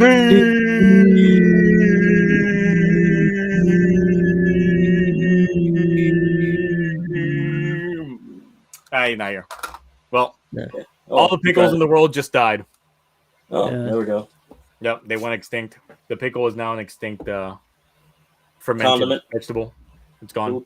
Relish is gone. Cucumbers still exist, but they just can't be pickled anymore. We lost the technology. Yeah. We just regressed as a society. We forgot how to pickle things. So you can't pickle anything anymore. Yeah, everything Mark loves is gone. Himino, Jeremy's mom, Black Arachne. Let's not one thing. That affects many of us. I'm sorry. Yay, Black Arachne is gone. Jeremy's mom is also gone. You start taking away the Himinos and the Jeremy's moms out of the equation. I'm sorry. Thank God, they're all gone. That's not a universe I want to exist in. Well, it's the universe that we live in now. Yeah, or because Mark didn't show up to the podcast. Mm-hmm. I'm have to pull a Loki and go to a different time variant. Deal with all those. So, Garo. Yeah. It's over. Garo is another show in the books. Mm-hmm. I know Ash was trying to play catch up. Episode 9 was where he left off and then dozed off. Yeah. But he got to the burlesque scene. That's all that matters. He got to the goods there. I'm glad I did message you last night. For me, because I was like, is there an episode tomorrow? Because you said convention, and then you're like, we're talking about Garo. I was like, yeah, okay, I better catch up. Yeah, because I'm like, convention's here local, so it's not like I'm out traveling. I'm literally driving 5 miles one way, and it's like, hey, convention's there. It's cool. got places to not really go and people to not really see, and ask certain questions of a certain Red Ranger. Oh my god! Why'd you do it? Why'd you do it, Austin? Hey! According to him, he didn't do it. Also, I saw those mid-ass shirts. Those were terrible fucking shirts. Yeah. You should have never said anything. But then people would have found out a different way, I guess. It's like I could have designed better shirts than that with fucking text on it. Like it, and I actually went to school for graphic design. Yeah. It kind of makes me want to hire an artist and put up my own merch line. Yeah. Just put like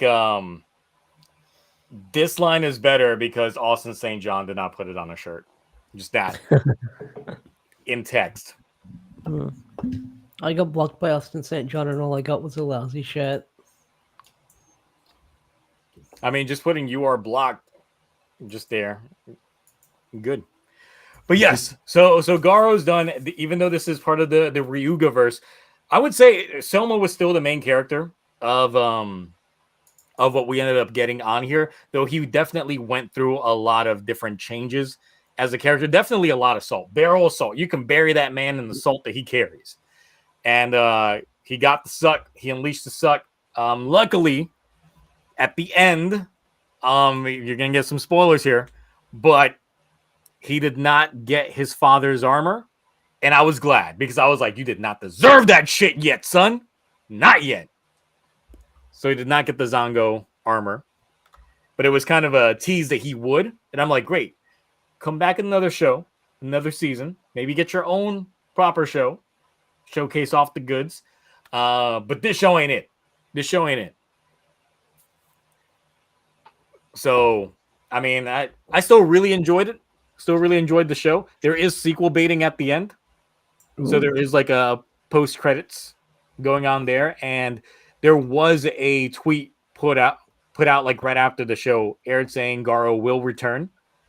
But we don't know if they're just implying it's that we're going to get more Ryugaverse stuff soon, which I think is probably it. Because, I mean, if you got the actor on set and, you know, he ain't getting any younger, might as well keep pumping out the content while people have it fresh in their minds and you're not going to another show in another timeline or another universe and then going back to another one. That's the one thing that I dislike about the Garo as a franchise is just the teeter-tottering between what universe each show will take place in.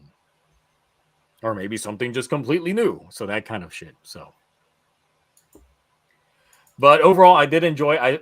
One of the biggest lacking things for me is you guys got Kamen Rider Agito's actor back for 2 episodes. Well, technically, it was 2 episodes.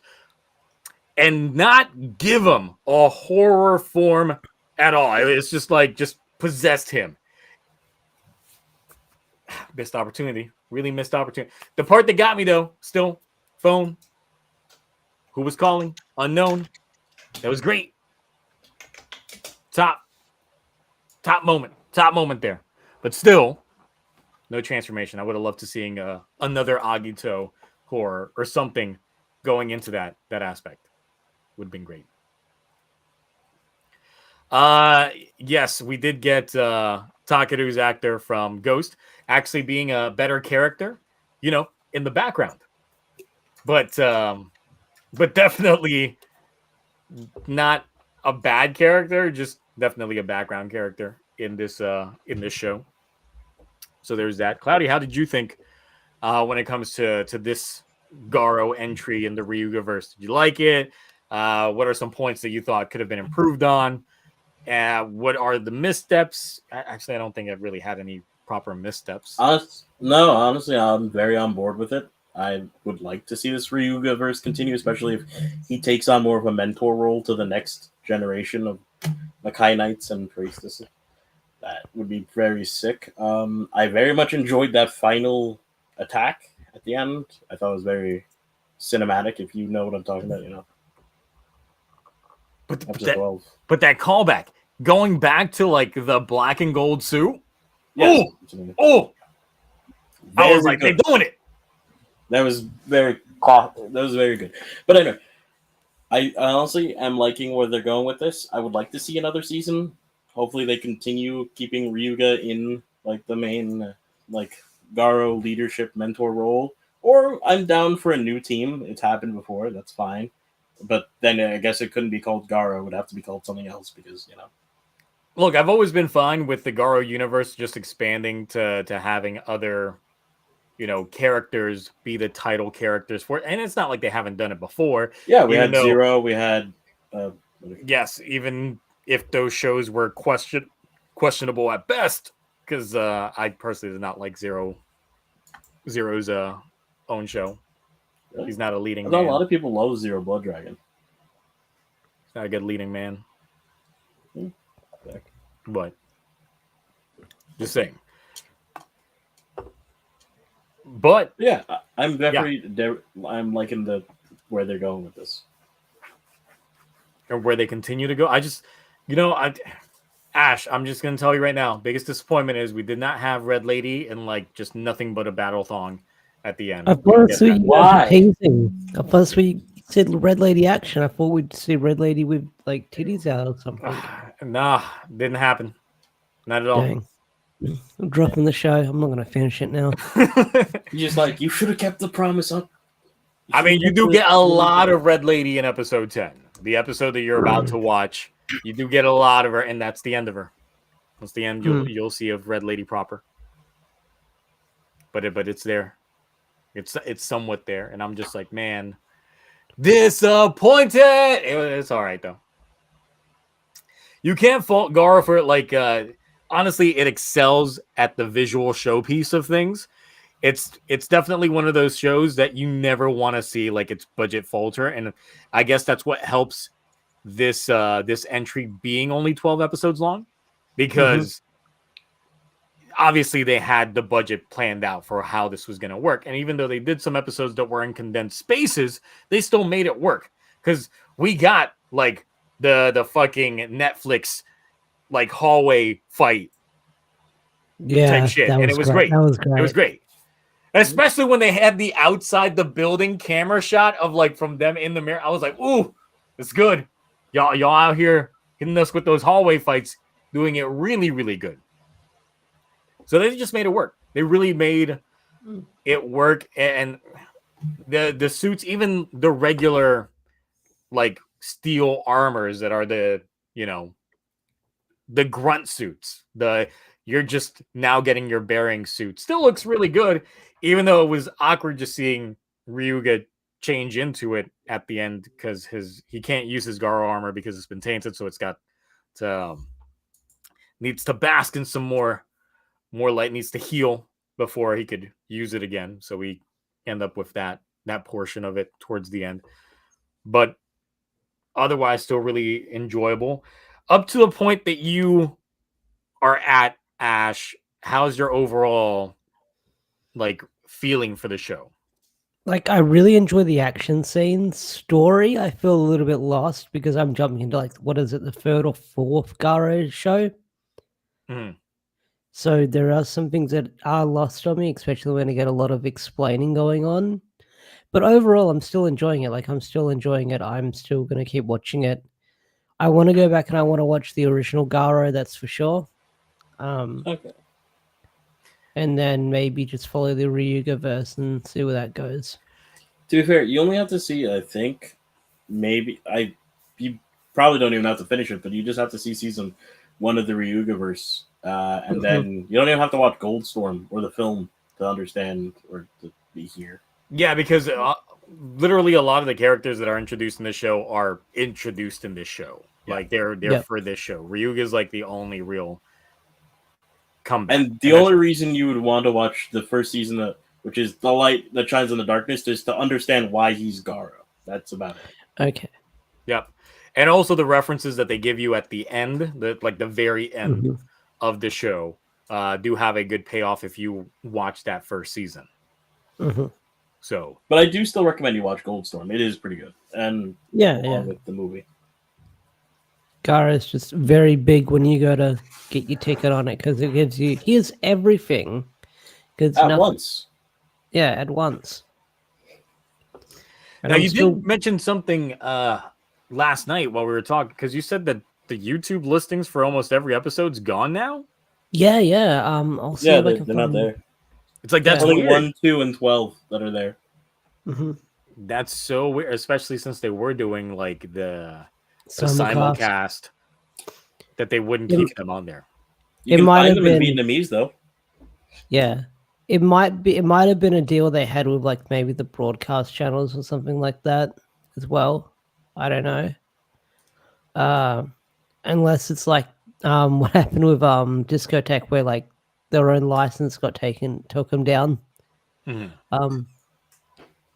But yeah, they just had some risque shit. That's they were like, oh no, too much burlesque dancing. I don't think so. And thank you, Roni. I just got the message now. But I think like I don't know why they took down most of those episodes. Weird though, because I wanted to find out where I picked up from last time. When I jumped back into it, and then I went to find those episodes, and they were gone. It was a limited. Apparently, someone said it's a limited episode release. Oh, limited viewing. I see. Yeah. Well, that's actually a pretty good way to go about it, especially if you want to sell DVDs. Mm-hmm. Yeah, because that way it's not just up for free. Yeah. You got like Shout the beginning Factory. just to hook you, and then Mm-hmm.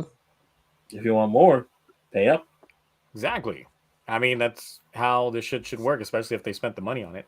Sure, they definitely got that sweet ad revenue for it, but then afterwards, like, a lot of people doing these in those repeat viewings. So but that's weird if they only have the first two and then the last episode. So it's like, put those on the playlist. All right, so here we go. All right, I'm liking these 2 episodes. What's going on? What? Why is Souma acting like that? What? Why is this chick evil now? What's going on? I feel like they only have the last episode because it just aired. So so it probably hasn't expired yet. Someone who's just now getting into the show clicked on that. Oh, it's only a 3-episode long series. Bet I'll episode 1 and then 12. What? No, they'll just click on the playlist and just start watching it, and then as soon as they move on to episode 12, they're gonna see that preview and be like, am I drunk? Did I miss something? Did everything happen in the Gotchard like a winter movie? Like, what's going on? Okay. Where's all this? This entire preview is spoiling me on shit that I haven't seen before. Yeah, we are about to hit like a Gotchard weird movie. So like that stuff. We'll see. Which Gotchard weird movie? The thing is, I haven't seen anything properly like mentioned about that at all. Like, and then Cloudy goes mute. So, wait, the Garo or the the Daybreak shit. Oh yeah, no, I don't think I've seen anything mentioned. I know that they are. Yeah, I feel like that's the one thing that's been very quiet when it comes to Toei promoting it. Because they put out the Legend poster, which looks pretty cool. I will say that. Yes, I like how prominent Legend is in that poster. Hopefully, he's more prominent than he was in the second one. But it is cool that he is getting like I guess he's getting closer and closer. See, they said beforehand that every episode would be up for 2 weeks and they would be removed. Oh, I did not catch on to that. I just thought they were simul streaming it. It's because it was in Japanese and you didn't read it. That's why. No. Yeah. I could not read it. I was just looking at it going like, okay. No, good thing I got my ticket machine out that last weekend and I just sat down and I just grabbed all of them. Gods to until the proper release comes out. Yeah. So which I'd have to import as well.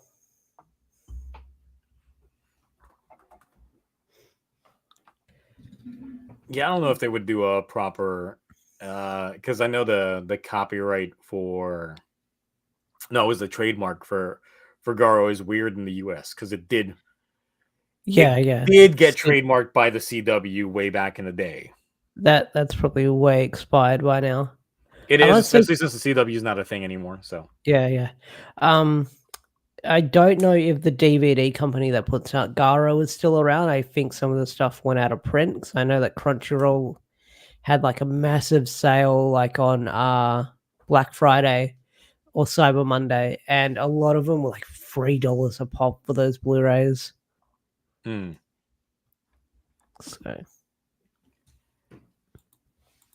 Oh, but I would definitely love a lot of. I would love if we got like upscaled, enhanced OG Garo and 4K Blu-ray. Yeah.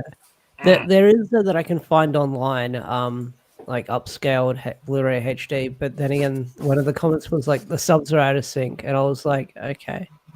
But then again, I think my TV Neon, my TN subs. Yeah, I was about to say you. Watch what you say now. I ain't scared. But yeah, I feel like those subs that I'm watching, I know a little bit of Japanese from anime here and there, some basic words. I'm in the same boat. So from watching anime and Rider and stuff like that, but I feel like they over-explain their subs. It's like manga scans, because I was like, maybe that one Japanese word is a different like meaning they can translate, but I was like, I feel like that sentence went on for way too long just for that one word that they said. And I mean, the way that they did their translations sometimes would, for the sake of authenticity, not translate a word.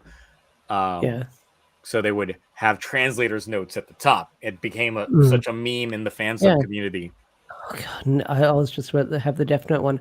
Kikaku means plan. Yep.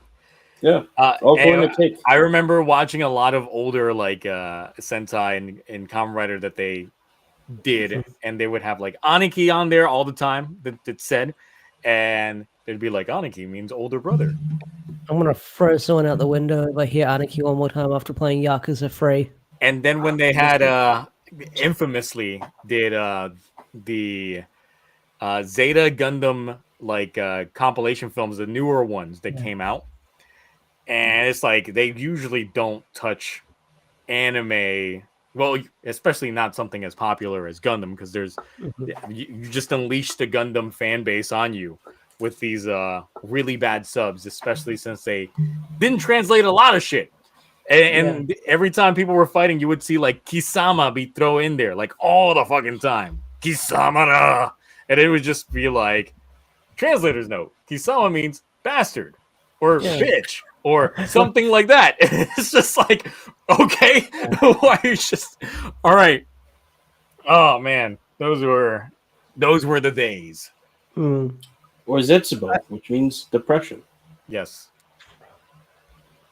I mean, wasn't it them that also did the Gaim subs and literally changed the last name from Sengoku to Warring?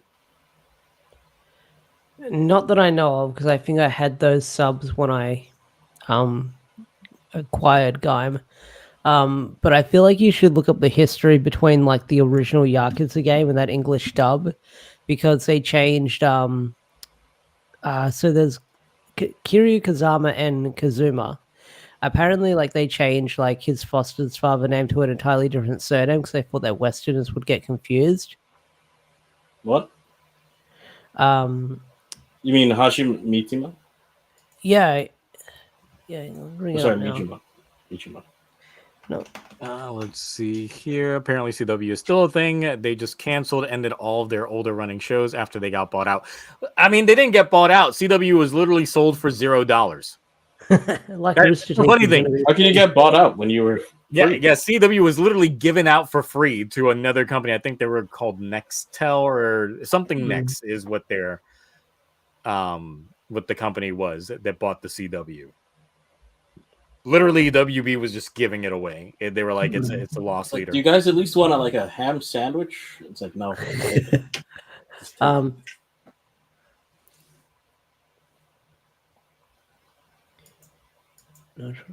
Boom Boom Boat, the BBB, the Better Business Bureau. Nah, that's not good. There's no innuendo there. No, It's got to be like the British Broadcasting Channel. Yes. Yeah. Completely the particular acronym that we're looking for.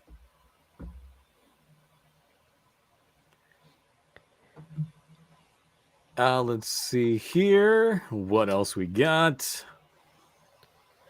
No, I think I found it now. So, Shintaro Kazama in Yakuza, his name was changed to, I believe, where can I find it? It was, I like how Mark is in the chat, but not in here. Yeah, show up, Mark. Pull up, pussy. No, his name was changed. It was changed to the Shintaro Fuma because they thought that people would get Kazama and Kuzuma confused. Really? Oh, damn. Yeah, that's like the old PS2 game. Which I will say, Zio, you have to watch clips of old dubbed Yakuza 1 for Mark Hamill Majima. Was he doing like Joker voice, or is it like a... Yes. It's sort of the Joker voice coming out of him.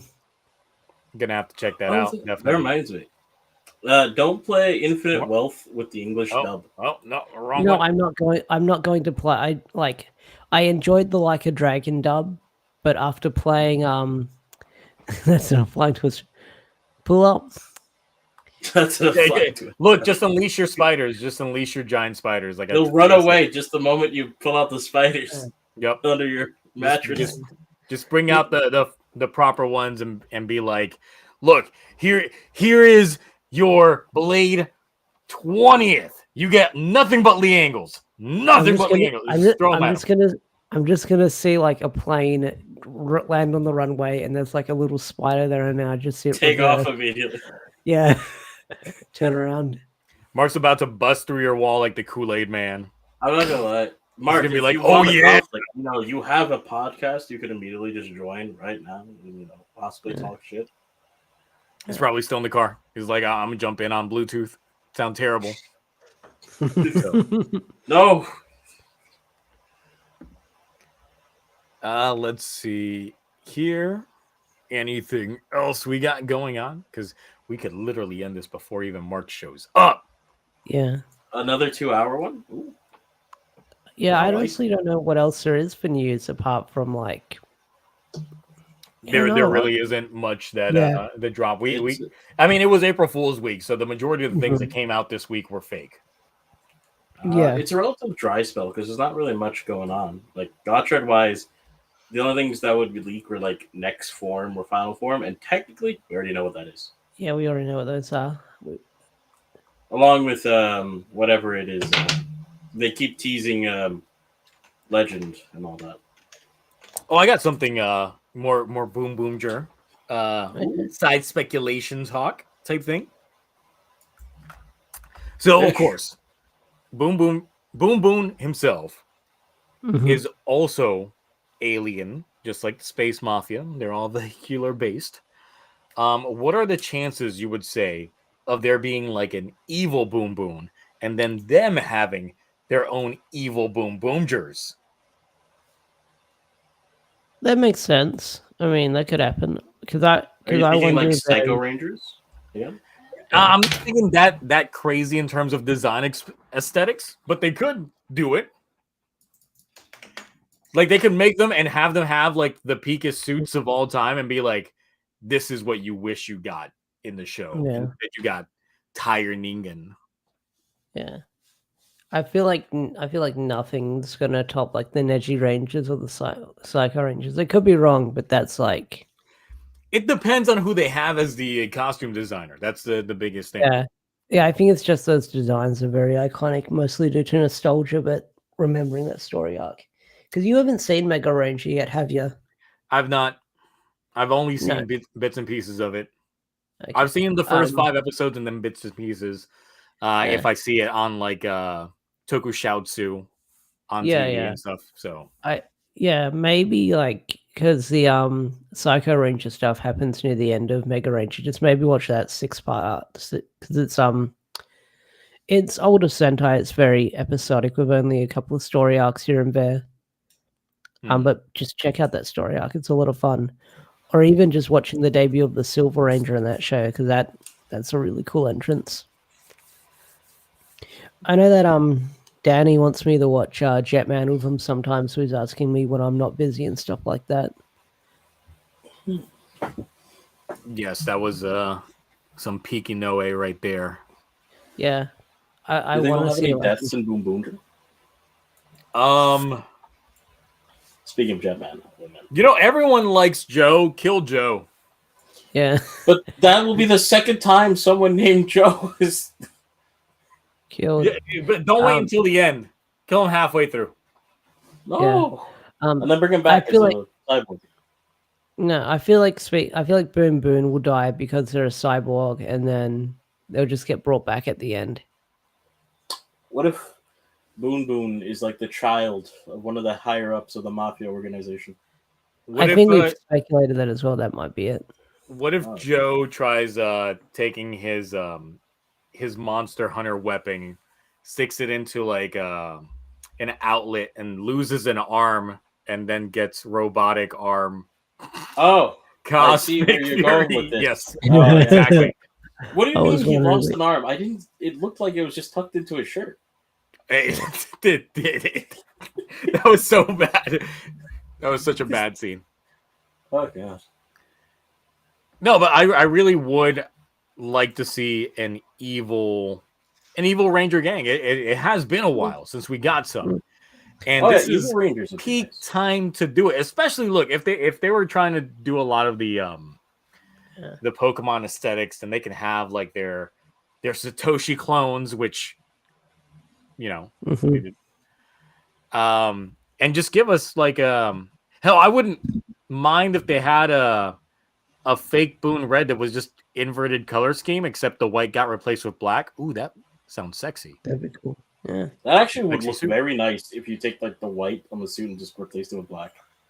Oh, absolutely. But even if you swap that out and you made like the red part, the black part, but then you made the under part their actual color scheming, that would also look nice. You should do it. See. Experiment. I'll work my Photoshoppery later on to see how that's going to end up being. What if Tai is part of a rivaling mafia family? I don't know. I still think that he's dealing out imaginary bucks.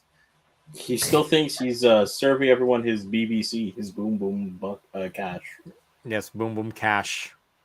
So yes. I just like the idea of Taya just paying with everything with his BBC. Just whipping it out, just like, here you go. I own the store now. Here you go. Cash or credit? Well, I got a different C for you. Dealing it out. But if they did decide to go with overtly like villainous suit design, like we got with the Neji Rangers and shit like that, the person that designed all of the bad guys for King-Ohger, that was very peak like monster design, and in various different forms that we got the Bugner off. And I mean that's what their skill is. Like you look at their pedigree, their portfolio, the kind of shit that they've been drawing, it's just like it works. It's good shit. Design evil Sentai now with that.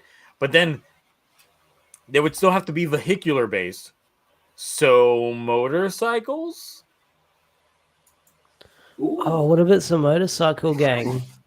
Boom Boom Chopper. Yeah. But in a different sense.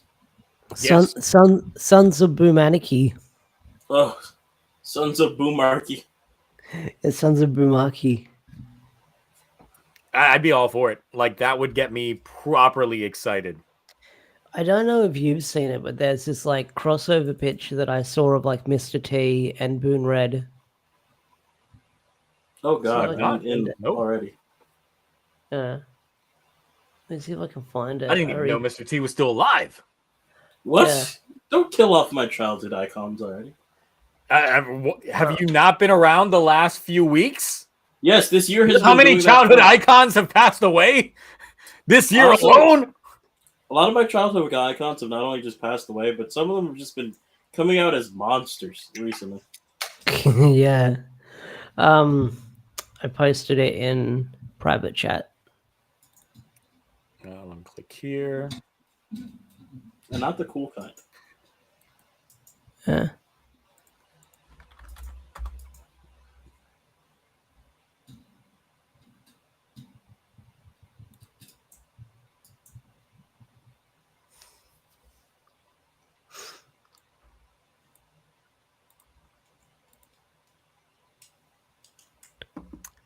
get this up here. Clicking on the wrong thing.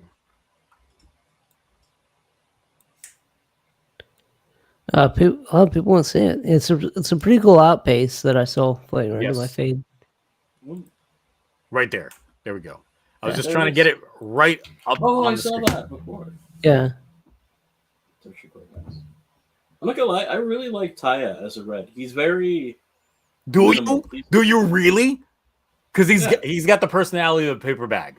No, that's what I mean. Like, he's not as like in your face hyper as like the promotional content made it seem to be. He's like very calm and collective. You know what I mean? Which makes me wonder, like, that's kind of weird for someone that is so young, since he is the youngest of the cast. Yeah.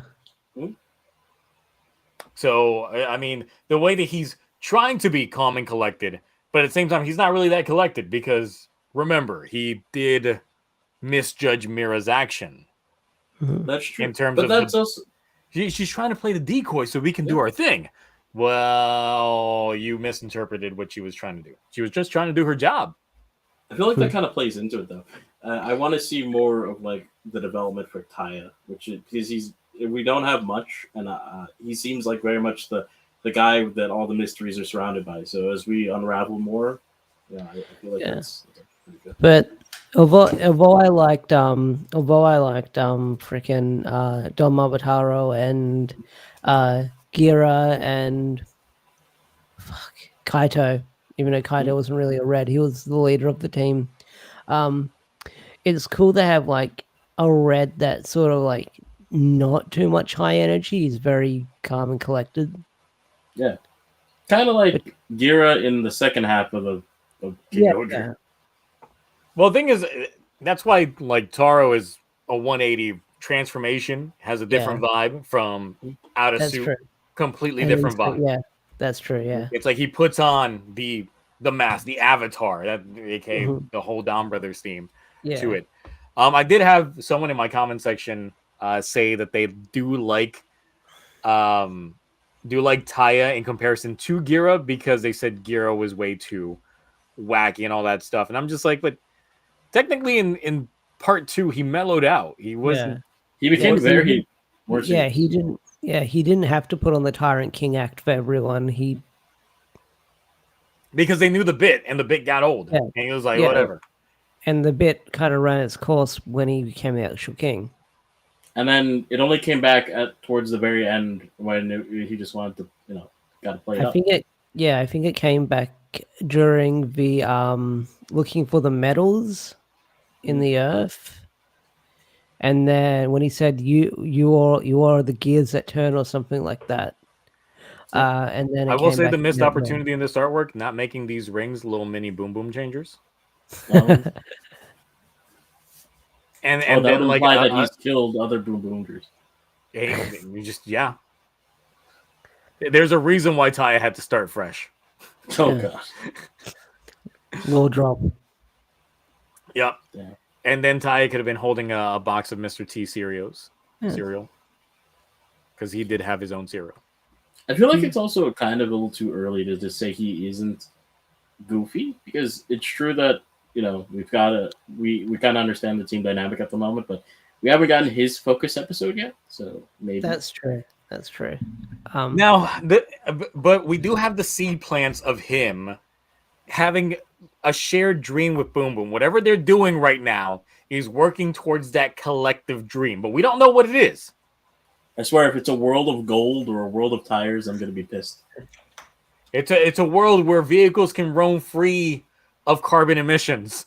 No, it's a world where vehicles and man can love freely and independently. They can live together. They can harmonize with each other. It's a world where gas prices aren't so expensive.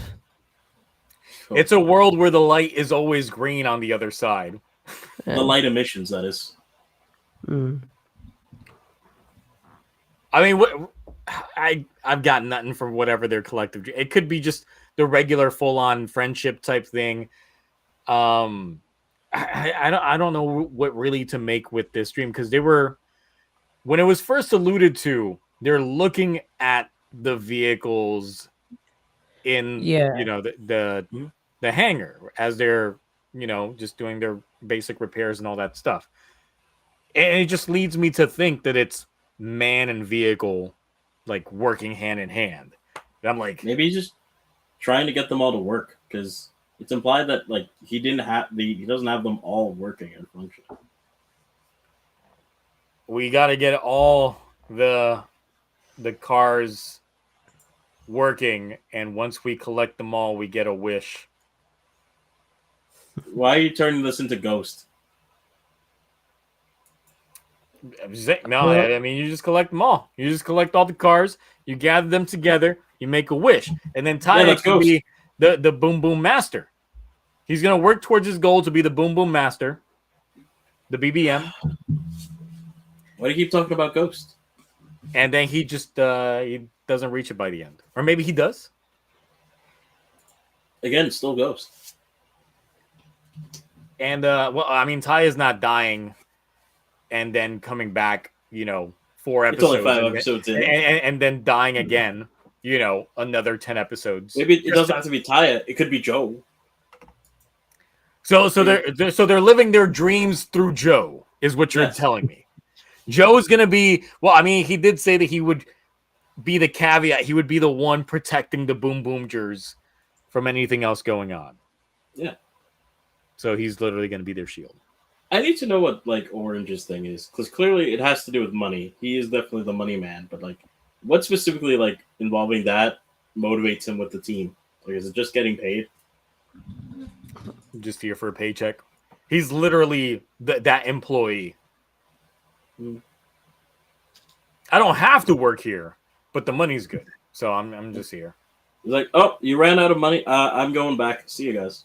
Yep. It's like he ends up turning against the squad once he gets that check bounce. It's like, Taya, your check bounced. That's impossible. We got so much money. And then he looks at the money and there's a picture of Boom Boom on the yen. And he's just like, Taya this is the money you've been paying people with? This fake monopoly money. Everybody else was accepting it. You ruined me. Taya gets arrested for tax fraud. Exactly. It was all fake the entire time. Just fake money. It's just Boom Boom going like that on the yen. The worst thing is I can see this happen. I mean, that's my biggest. I want this episode to happen. I want it to be that everything that he's worked for has been with imaginary bucks. He's literally a Bitcoin peddler. If that happens, you're just gonna be like, "I love this." Look! It was on the blockchain. It was on the blockchain. It was on the blockchain. Are we getting shiny form if you do? If this is happens? Yes, we will probably get full on, not fake shining form. You'll get crypto shining form. I would. It's theoretical bucks, so it's great. Yeah. It's a theoretical form. We'll get it. Yeah, it's Schrodinger's form. It exists and doesn't exist at the same time. Got to get that cryptocurrency up, the Boom Boom crypto, the other BBC. So I'm gonna get Shining Form, and I'm gonna like it. No, I got Shining Form in the film, y'all didn't watch. That was in Croatia. Speaking of which, that reminds me, if this future Geats movie is good, we can put an end to your "Is Geats good?" finally thing with Cosmic. I mean, Cosmic Saber will have his piece. Sorry, Galaxy Blade. My bad, Galaxy. Oh yeah. Well, if you watch the movie, you'll. I mean, I know about Cosmic Saber. Oh. I only like 5 people and a mule saw the film in total, so it's okay. I made $5 from it. How much money did I spend? More than $5, but it's just out there. It'll be soon available in both Laserdisc and Betamax, and then the audio version of the novel will be available on 8-track. So get those. Surprised you didn't promote the movie in your April Fools and whatever. I was too tired, man. Like working 2 jobs now, yeah, it's crazy. So. Oh yeah. Let's see here. But yeah. I mean, Boomboomger right now is definitely, since it's still early, theoretical territory. So there's a lot that could still happen. Yeah. So we'll see. It's different when we're in like the beginning of a show than when we're at a tail end of a show, because that's the thing with King-Ohger. It's like by the time we start getting to like those last 10 episodes, there wasn't really too much to speculate on, because even Toei was like, "Hey, we got a new show to promote." So, and now we're in new show territory, so it's all speculation from here on out. Though Gotchard's at the midpoint, so it has a chance to pull a Hibiki in being a complete 180 from the first half. No, that could be a good thing, though. We don't know. We don't know yet. It's too early to tell. Not a lot of people were around watching Hibiki as it aired week to week to see that change when it happened. I could have. I jumped in too late. Just when I jumped in, it was straight just man ass on screen. So the change had already happened. When do I think Rainbow Gotchard will debut? I don't know. Probably episode late 30s. We got, I would say, like 8 episodes. They really hate these mid-forms. These mid-forms don't last too long. No. They really don't. Especially even when they look this good. That's the thing. It's like these middle forms for like all these shows. Actually, I'm thinking we could end up doing like a good bracket off on this. Like one category is super forms, and then final forms, and the other ones get it better. Yep. Because I'm definitely in the camp that almost like 95% of those super forms are better looking than their final forms. Just on Kiva. Well, the thing is, the concept didn't really exist until Heisei 2. Because even then, when you start getting into Heisei 2, what do you got? You got Fang Joker versus Extreme. Now, Joker's taking the cake every time. Exactly. You can't tell me that that's not a better suit than Extreme. It is better in almost every way. Pretty much in every way. And then with those, you got Tajador versus Puto Tira. I'm sorry, but I'm a Tajador guy. No, that's a fight. Some people will fight you on that one. Just saying. What else is there? We got Magnet States versus Cosmic States. Okay. I don't like the egg. I'm not going to lie. So, say Magnet States, better form? What is Wizard? Oh, I do like Wizard's super form versus the final form. I don't like Infinity that much. I forgot what the fuck Wizard had for his super. Oh, it's just like a red coat over instead of the black coat kind of thing. Oh. Yeah. Still look nice. It was very simple. Then we had Gaim. Oh yeah, Gaim. Freaking absolutely. Oh yeah. Kachidoki versus what was it again? I don't know. I just know it's ugly. I forgot what it was called as well. I don't know. Kachidoki is beautiful. Fast forwarding a bit already, but I'm already in like Drive. Drive would be like one of the few that I would say final form definitely beats super form, because Dead Heat, sorry, not good. That and Trideron happens is like one of your favorite forms. Yeah. Type Trideron is like peak final form for me. Kiwami Arc. There it is. That's what we put it on. Is it Mighty Action Brothers versus what is it? Muso? Or is it Maximum Mighty versus Muso? I don't know. I thought it was which one's the one in which he's in the mech? Yeah, that's Maximum. Either way, I would prefer that one. Okay. Oh, I know. I do not like Hyper Muteki. Hyper Muteki is a garbage final form for me. Geo 2 to Grand Geo any day of the week. Oh, absolutely. Absolutely. Does Zeo 2 actually look good and look like a proper upgrade? Every day of the week. Easy. Oh, so would that mean are you a cross saber versus elements suit? Elemental saber.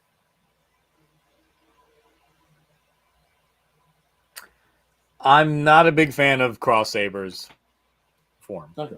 So yeah. All right. So this one is Jack Revice over Ultimate Revice, I guess.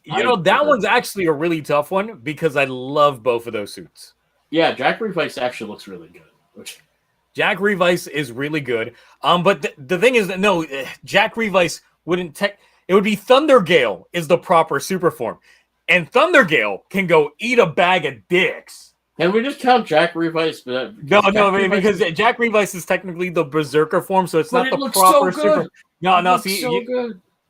I gotta remember, it's like the proper super form was Thundergale, and Thundergale can go just slosh on dicks, just straight up.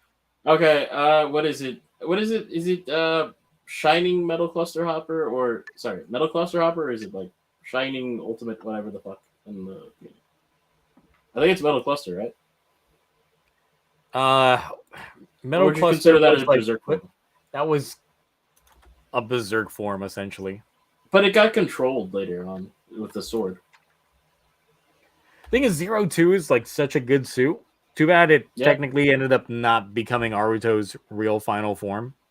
Yeah, that would be Arc 1. And it just became Izu's suit later on, and that's it. Okay, so then how about this Arc 1 versus Metal Cluster Hopper? But that's not the I'm not counting Realizing Hopper. That's stupid.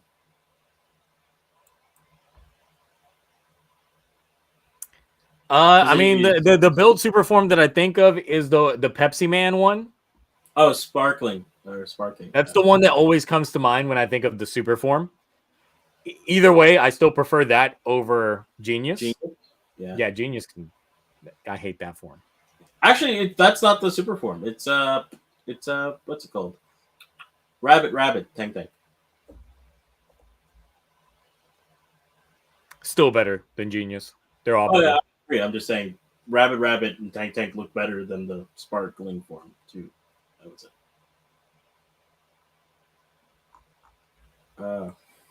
Let's see here.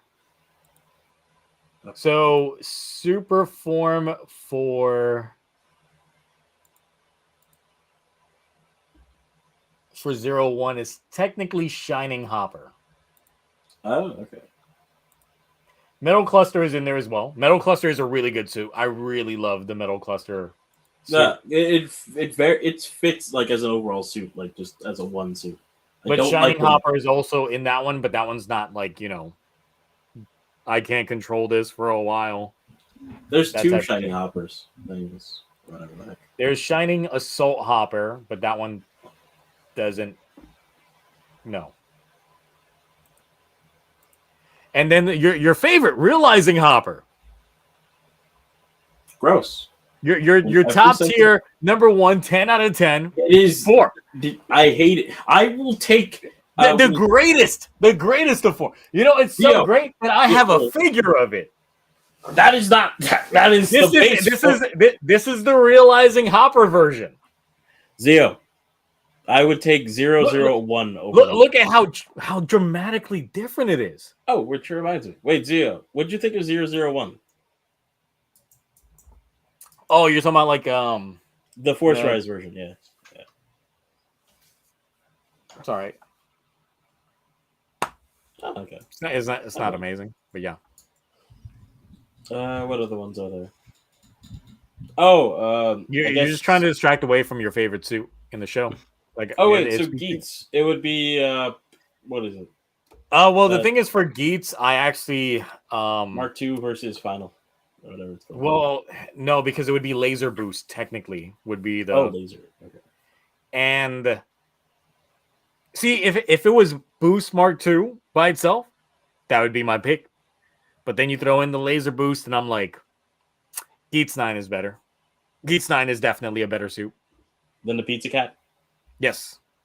And it had a better, really good debut. Really, it's just a really good debut. He stopped the music. He did. He stopped it all. It's good shit. It's good shit. What are some seasons we forgot? I forgot Ghost. Because obviously. Ghost. Yeah, Ghost is another one where I would say it is Grateful is better than what is it? Mugen or whatever. Mugen Damashi, I think, is what it's called. Jin back at it again. Oh, there it is. Mods, ban that man. Saber Wonder Form. Mods, ban that man permanently. Hot take. Hey, look, people were thinking. I mean, we were talking about it as well. If Geats was going to get a trustful Geats form, and it's just base form, maybe a little gray. That's it. But we didn't get it. Luckily, we didn't get it. Takahashi said, "You know what? Even I'm not stepping into that kitchen." Yep. Oh, what else was there? Wait, no, Ryuki didn't have any. Pretty much none of the first Heisei set of writers. Technically, Blade had Blade, Jack Form, and Fi's Excel. You start getting into like the Excel old is ones. definitely better. Because Agito, I'm still like a burning form man versus shining.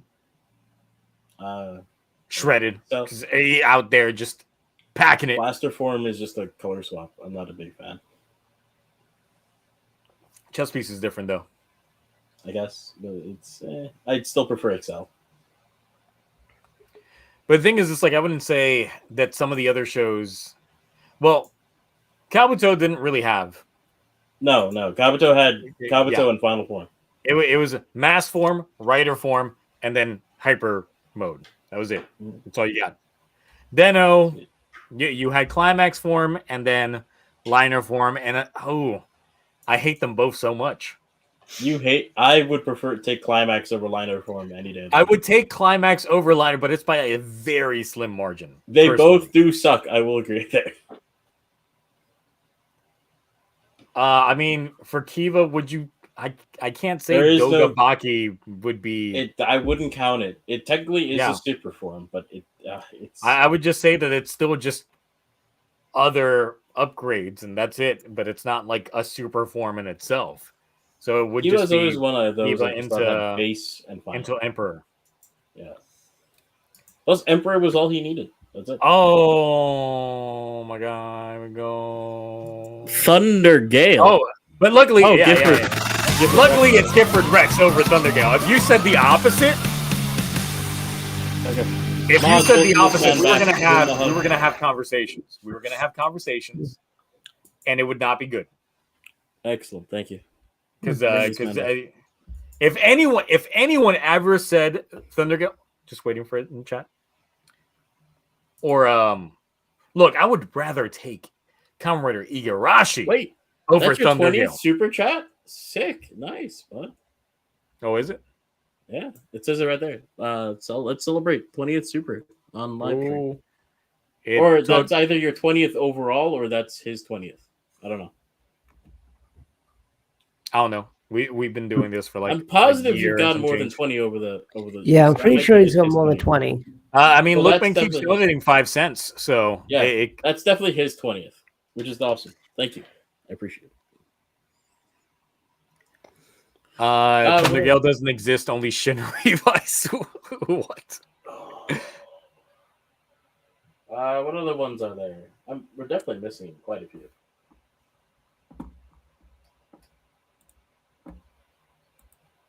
Let's see, there was the Game Doctor.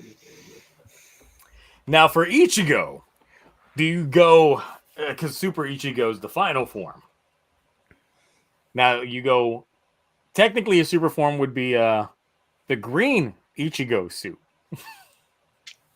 No. And then the final form would be Super Ichigo. that we got I did now not one sit film through and those got 100 forgotten episodes to see you do this to you. ever again. I will not. Ever. It's just gone. It's just gone. No. We get this final form. It's just gone. I sat through 100 episodes. I'm not doing. No, we're not doing this. Well, would you? Oh, Stronger had a final form. Yeah, but didn't really have a super form. No, he had no super form. He was already strong. Yeah, and then he became stronger. Black Sun Super is the wheelchair. Oh God! Oh no! Yes, because his final form was the Creation King. Mm-hmm. He's just there, tubes attached. Yeah. Wheelchair's better. Wheelchair. He's literally just getting tubes and getting like the yolk sucked out of him. It's terrible.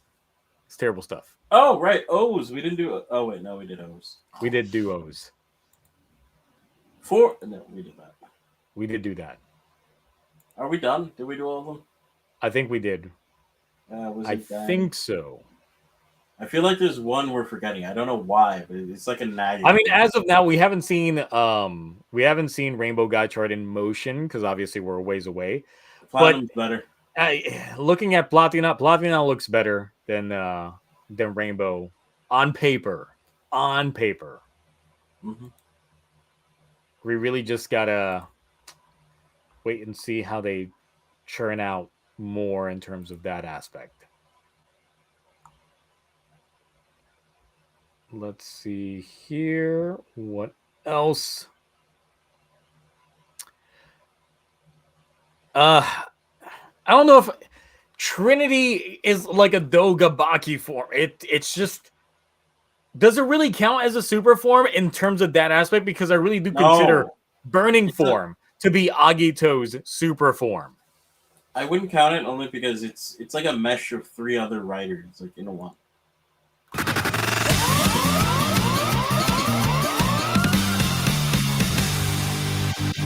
Blah blah something.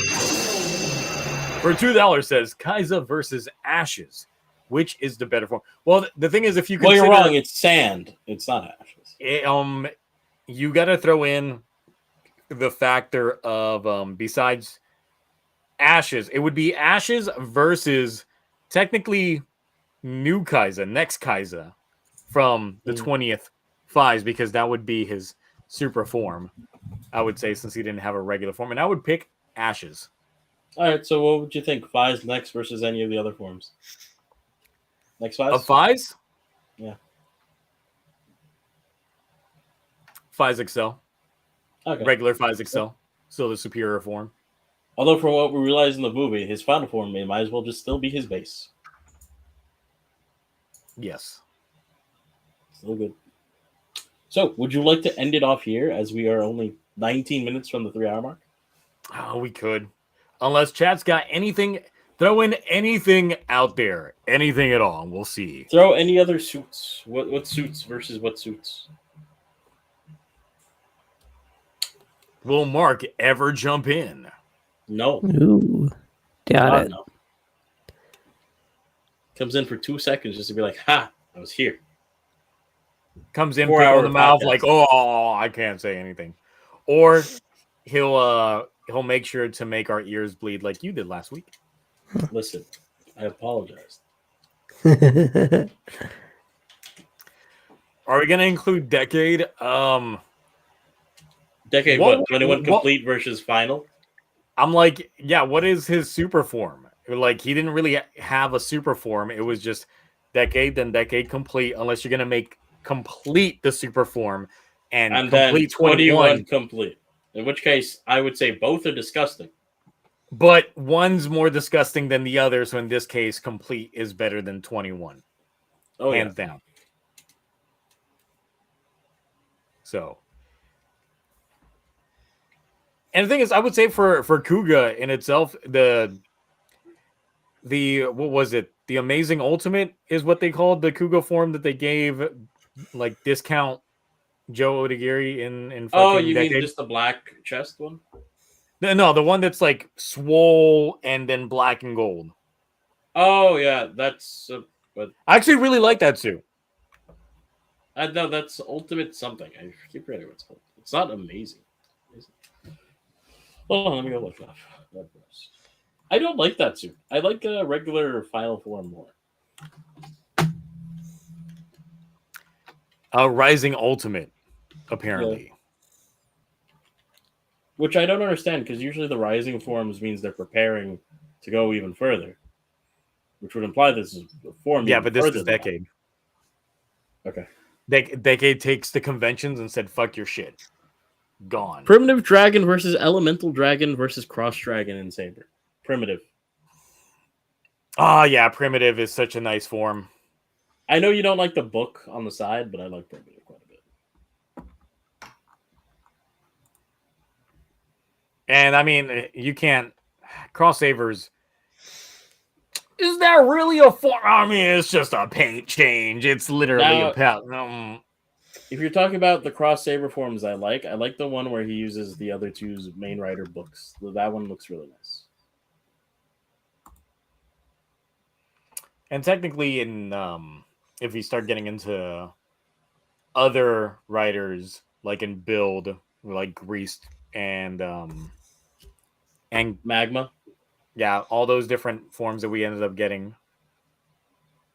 Ooh, would it be Magma versus Cross Evolved? See, this is why this has to be a bracket off. We got to do it. If next week ends up being a slow news week, we might pull it off.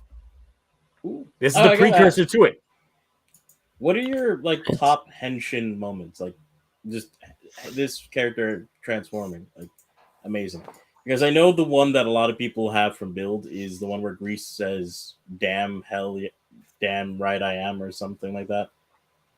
He lowbrow swears when he henshins, and that's what a lot of people like. I liked it too, so I'm not judging. I would literally have to go back to look at some of these shows because a lot of those older shows, I only watched them when they first aired. I haven't seen them again. I don't tend to revisit shows often. Mm-hmm. So I'd have to go back and check. Garo OG versus Garo Ryuga versus Garo VR. Garo OG, at least for me. So if we need a point of reference, it's literally the background of this. If we could get rid of all of ourselves, we can technically do that real quick. Hold on.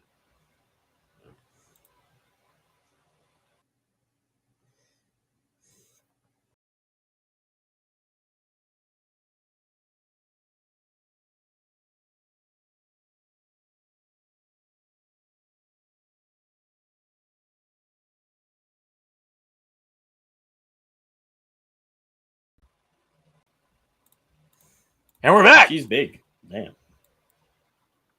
I can't see. Oh, wait. A huge expansion. Sorry. No, it's expansion jutsu. Expansion. But yeah, OG Garo. Especially when they threw in that cape. Ooh boy. Sexy cape. I actually like them in the order you listed. I like OG, Ryuga, then VR. Yeah. VR is entirely CG, so.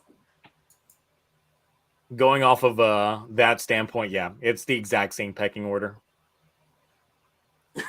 Now, if we start throwing in final forms, because shit, I mean, definitely OG Garo had the ones with the wings, had the one with the horse legs and shit like that. Definitely got the centaur form. Yep. And then for Ryuga's, of course, you had the black and gold, and then eventually fully gold, that type of shit. Because I don't know shit about VR, so I don't want to spoil what happens in Ryuga, so I won't tell you why that is. But yeah, VR, the suit is used at the very end only once, and it's entirely made of CG. Sounds disgusting. Yes. Hell Bros versus Alternative versus Ogre Armor versus God damn, what the What is this one? I don't understand. Versus Crimson versus Premium Get Up versus oh my god. Okay, half of these aren't writers. So half of these are yeah, it's pretty much these pseudo writers, and then the fucking Hell Bros from. If we're talking Valvoret Classic, it would probably be between Crimson Veil and Valvoret Classic for me. The thing is, I really love Crimson Veil. I like Crimson Veil way more than I like OG Valvoret. But if you're throwing in Kick Hopper and Punch Hopper into the mix, Kick Hopper does look good. Yeah, Kick Hopper, that's a sexy suit. Punch Hopper, I don't know. That's not a good suit. Yeah, it's that brown. That brown ain't doing it. Or copper, but still, it's brown. So I would. There's another super Crimson Veil. Crimson Veil. Agreed. With Arc, we'll get what is this? Oh, hold on. I'm trying to click on it, but things moved. I don't know. And some second.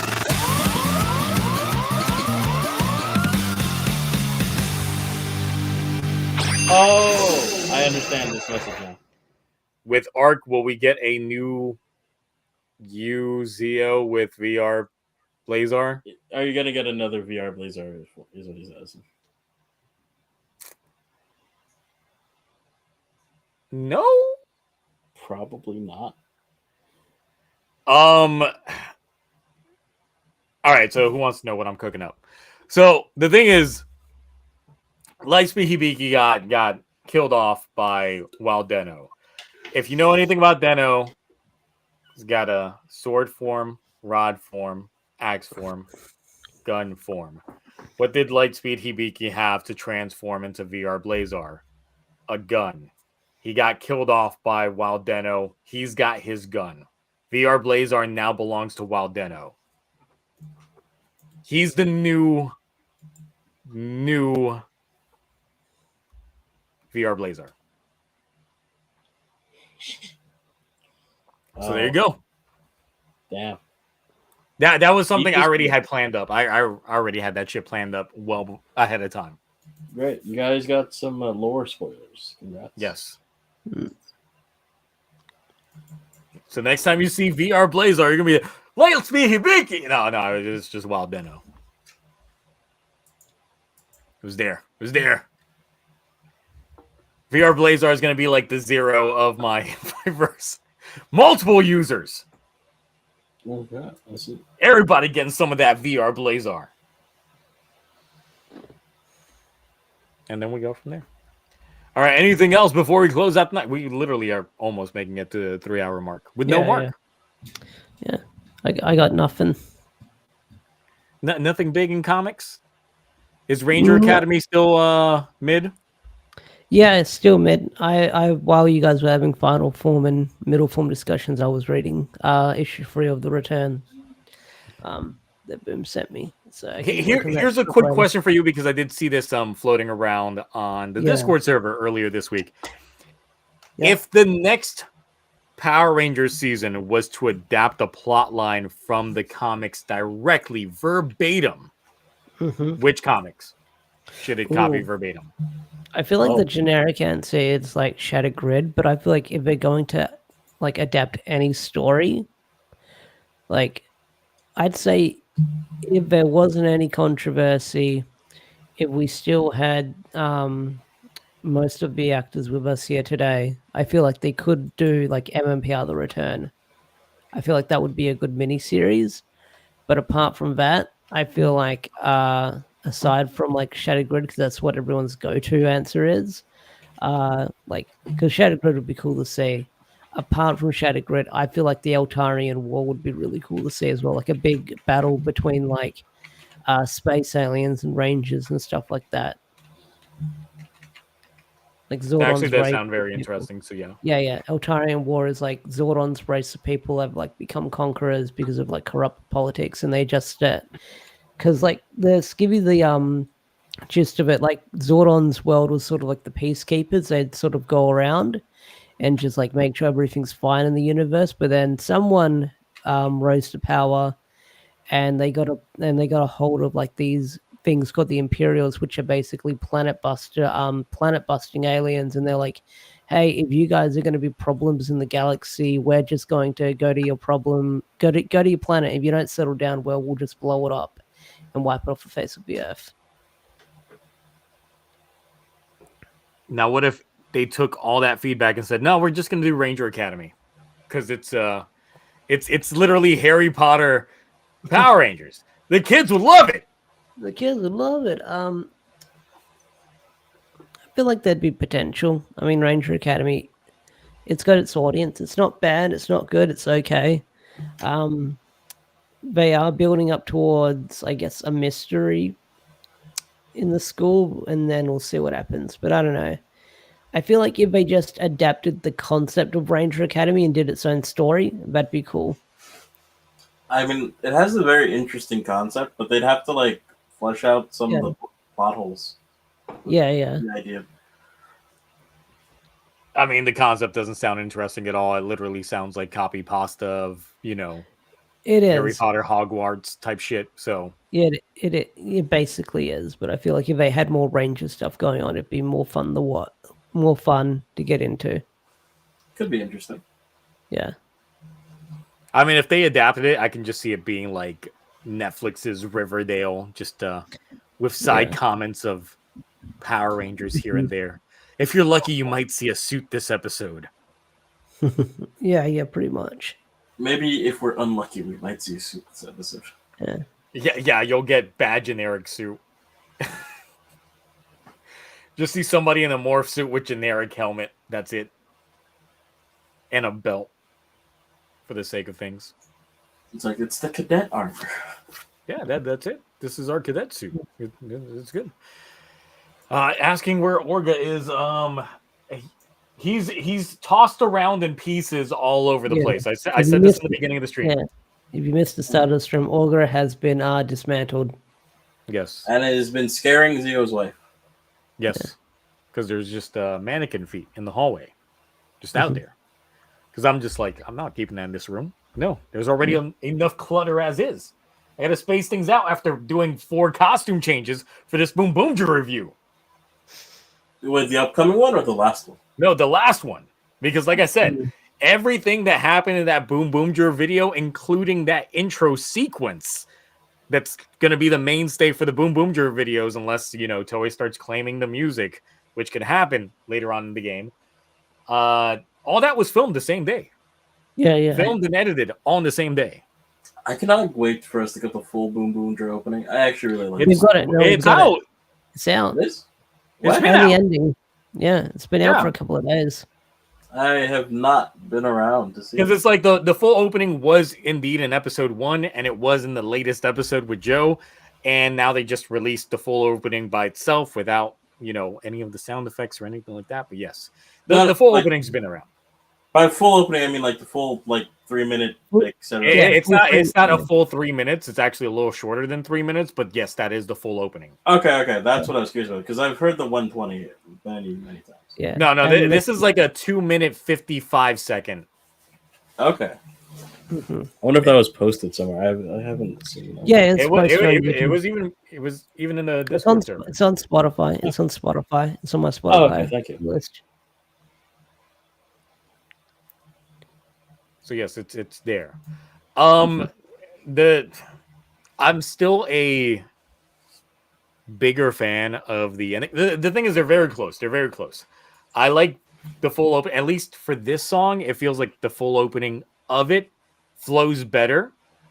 Now, though, I do like the Don Bros opener. I do still think that the segue from the first half to the second half is very jarring.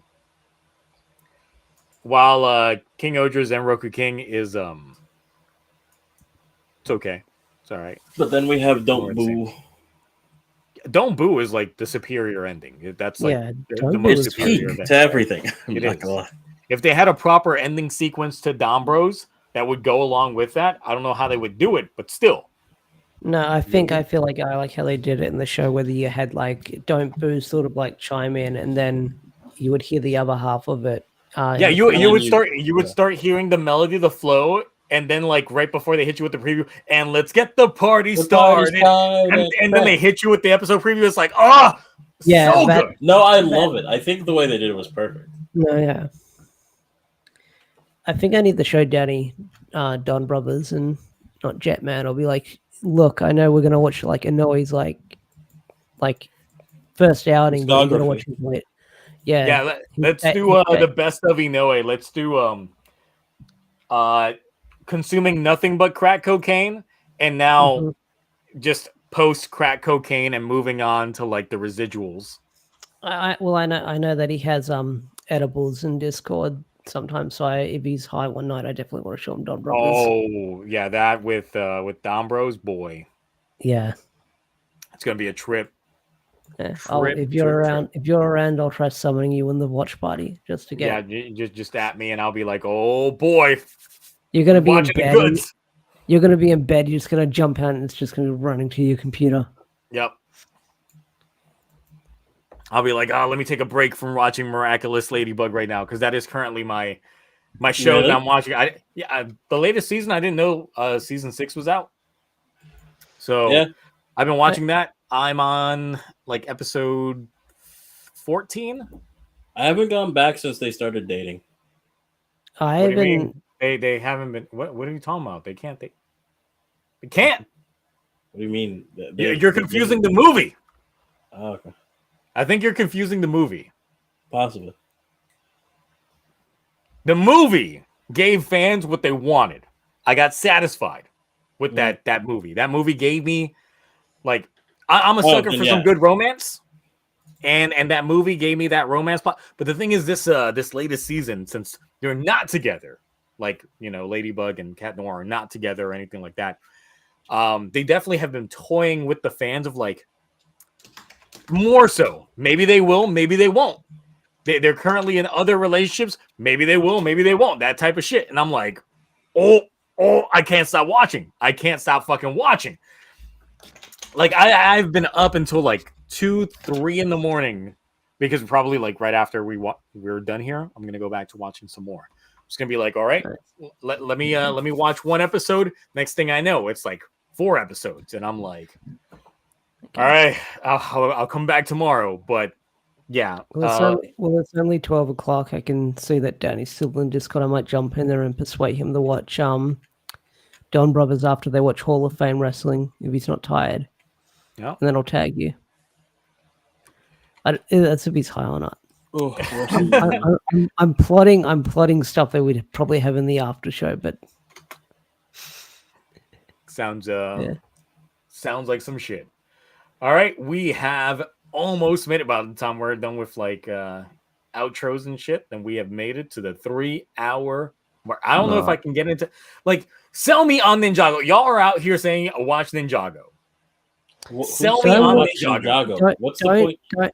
Don't watch Ninjago. Watch what is it? Monkey King, the Lego Monkey King. Oh, watch the movie that recently came out called Monkey Man. It's pretty good. Yeah, is it? It's the new Dave Patel film. Yeah. Okay. Like, someone needs to give me like like, if you were to sell me on Ninjago in one sentence, in 5 words, like, what is your pitch, your elevator pitch to me to watch Ninjago?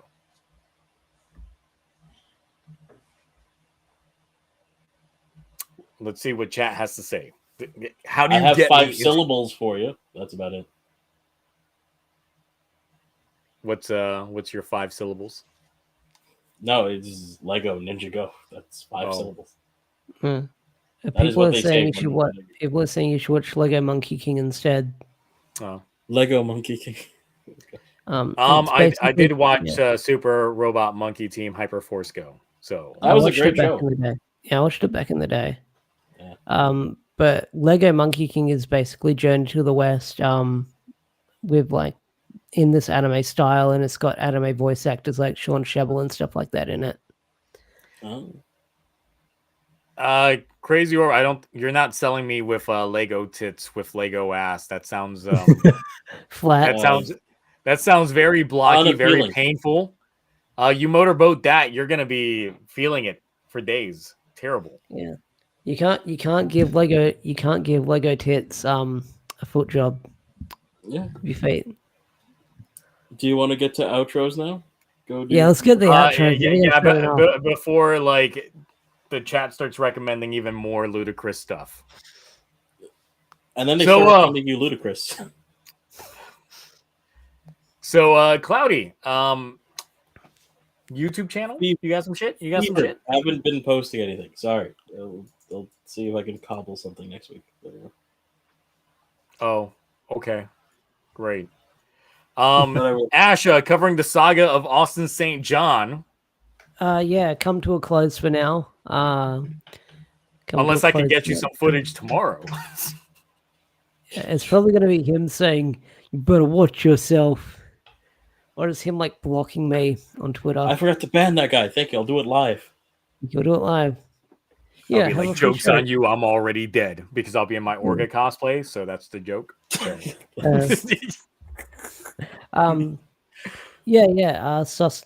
Our saga of Austin St. John has come to a close for now. I went on Henry Resilience channel, did an interview about that a couple of weeks ago. That finally went live. I've got comic reviews up and stuff like that. What else am I working on? Not a lot. Just the usual. I've been watching a different YouTuber. I think it's Scumbagovich, and they cover a lot of degenerate art stuff. And their videos have been a lot of fun to watch. Nice. Yeah. All right, and I've got nothing to promote besides got that Boom Boom review finally out. So also go watch Nerd Named Mark. He's been covering the Boomboomgers like episodes. I don't know who you're talking about. He didn't exist tonight. He's probably still renewing his AARP. For getting that AARP card renewed. So yeah. He's got that fibromyalgia or whatever the hell. Like, apparently he was big mad about something today. I don't know. Maybe he was big mad about something. Could have been. But we won't know because he's not here. Maybe he's mad hyped about something. Don't know. He's not here. He was. I mean, he was in the chat, and now he's gone. Show yourself. And now there's no way to pickle anything. He pulled a Geats DGP winner and got a monkey's paw situation and got rid of all the pickling in the world. Oh my god! it's just a bad time.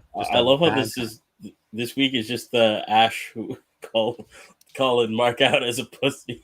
And next week, I don't know what's going to happen. Next week is just going to be a face-off. The thumbnail is literally going to be like a WrestleMania poster. It's going to be like angry Mark on one side and then angry Ash on the other side. It has to. And then I'll just be there as a ref, like in the middle. No, it has to be that now. I feel like I should make PNGs of myself to send to Zio if he wants to do that as a thumbnail. I could absolutely make that, and then people will be confused. It's like, isn't this a Toku live stream? And then it's just like these guys are beefing. Yep. Holy it's like, damn, just infighting over here. It's just like Mark, Ash going at it. It'll end up using, I guess. Let's see. They have these nice little settings down here, where as opposed to like how we're bigger now, it would just be like you and Mark up here in like the big ones, and then Cloudy and me would be in like in the smaller square at the bottom, just commentating the entire thing. It's like, oh damn, is Mark really gonna take that insult from Ash like that? Shit, what do you think? So we're doing playground battles like on like old school Drama Alert or something like that. Oh, absolutely. Yeah. So. But yeah, if it continues being a slow news week next week, then we will bring back the bracket off and do super forms versus final forms, and get very be careful. Should the first bracket be their super form versus their final form to see who moves on? Yeah, or should it be one side being nothing but super forms and the other side being nothing but final forms? I think it's got to be the super form versus the whatever final form. Then that will go up against whatever. Because I do feel if we do it that way, then it's just going to be super forms moving on both sides of the bracket. I mean, eventually that's where it's going to go anyway. So, which form reigns supreme? All I know is Triton's going to make it really far just based on Zeo bias. Maybe. It depends on who he's up. Because, look, if Triton goes up against, like, Emperor Kiva or something like that, then you know it. I got to go with my main man, Emperor Kiva. I mean, Kiva won the fashion off. Yes. We had really drippy suits during that shit. And didn't Kiva almost win, like, the best suits? Yeah. I mean, even when it came to, like, the regular civilian drip-off, Wataru made it far. Yeah. More than a decade. Yeah. And if Mark isn't here, then there will be no such thing as a blade sweep, as he calls it. Oh my gosh. Yeah. All right. On that note, we're out of here, guys. We will catch you all next week for that bracket off. If it is a slow news week, which probably it will. Now watch me say that, and then we get like the trademarks for the next writer show. Everything will come out next week. Yeah, that's what happens last time. You said, I think it's going to be a slow news week, guys. Everything drops. Everything. That's when we get that's when we got the news of like the Fies film and all that shit just drop like right there. It's just like slow news week. Woke up that Friday morning. It was Boomboomger or something. I can't remember. Well, you see, so we got Shin Go Rangers announced this morning, and I don't know how to take this news. It's crazy. They're all gonna announce everything on Friday morning too. They will. They'll be like, all right, I finally put together this tier list. We're good to go. Let's get this going. And oh my god, what? Really? Like this is dropping right now. Really? So Bond's Mask Rider making a comeback. Making a proper comeback. Yo, you seen them new Sononi pictures? Oh boy. Anyway. On that note, we're out of here. Catch you next time. Catch you. Bye. Bye. Bye.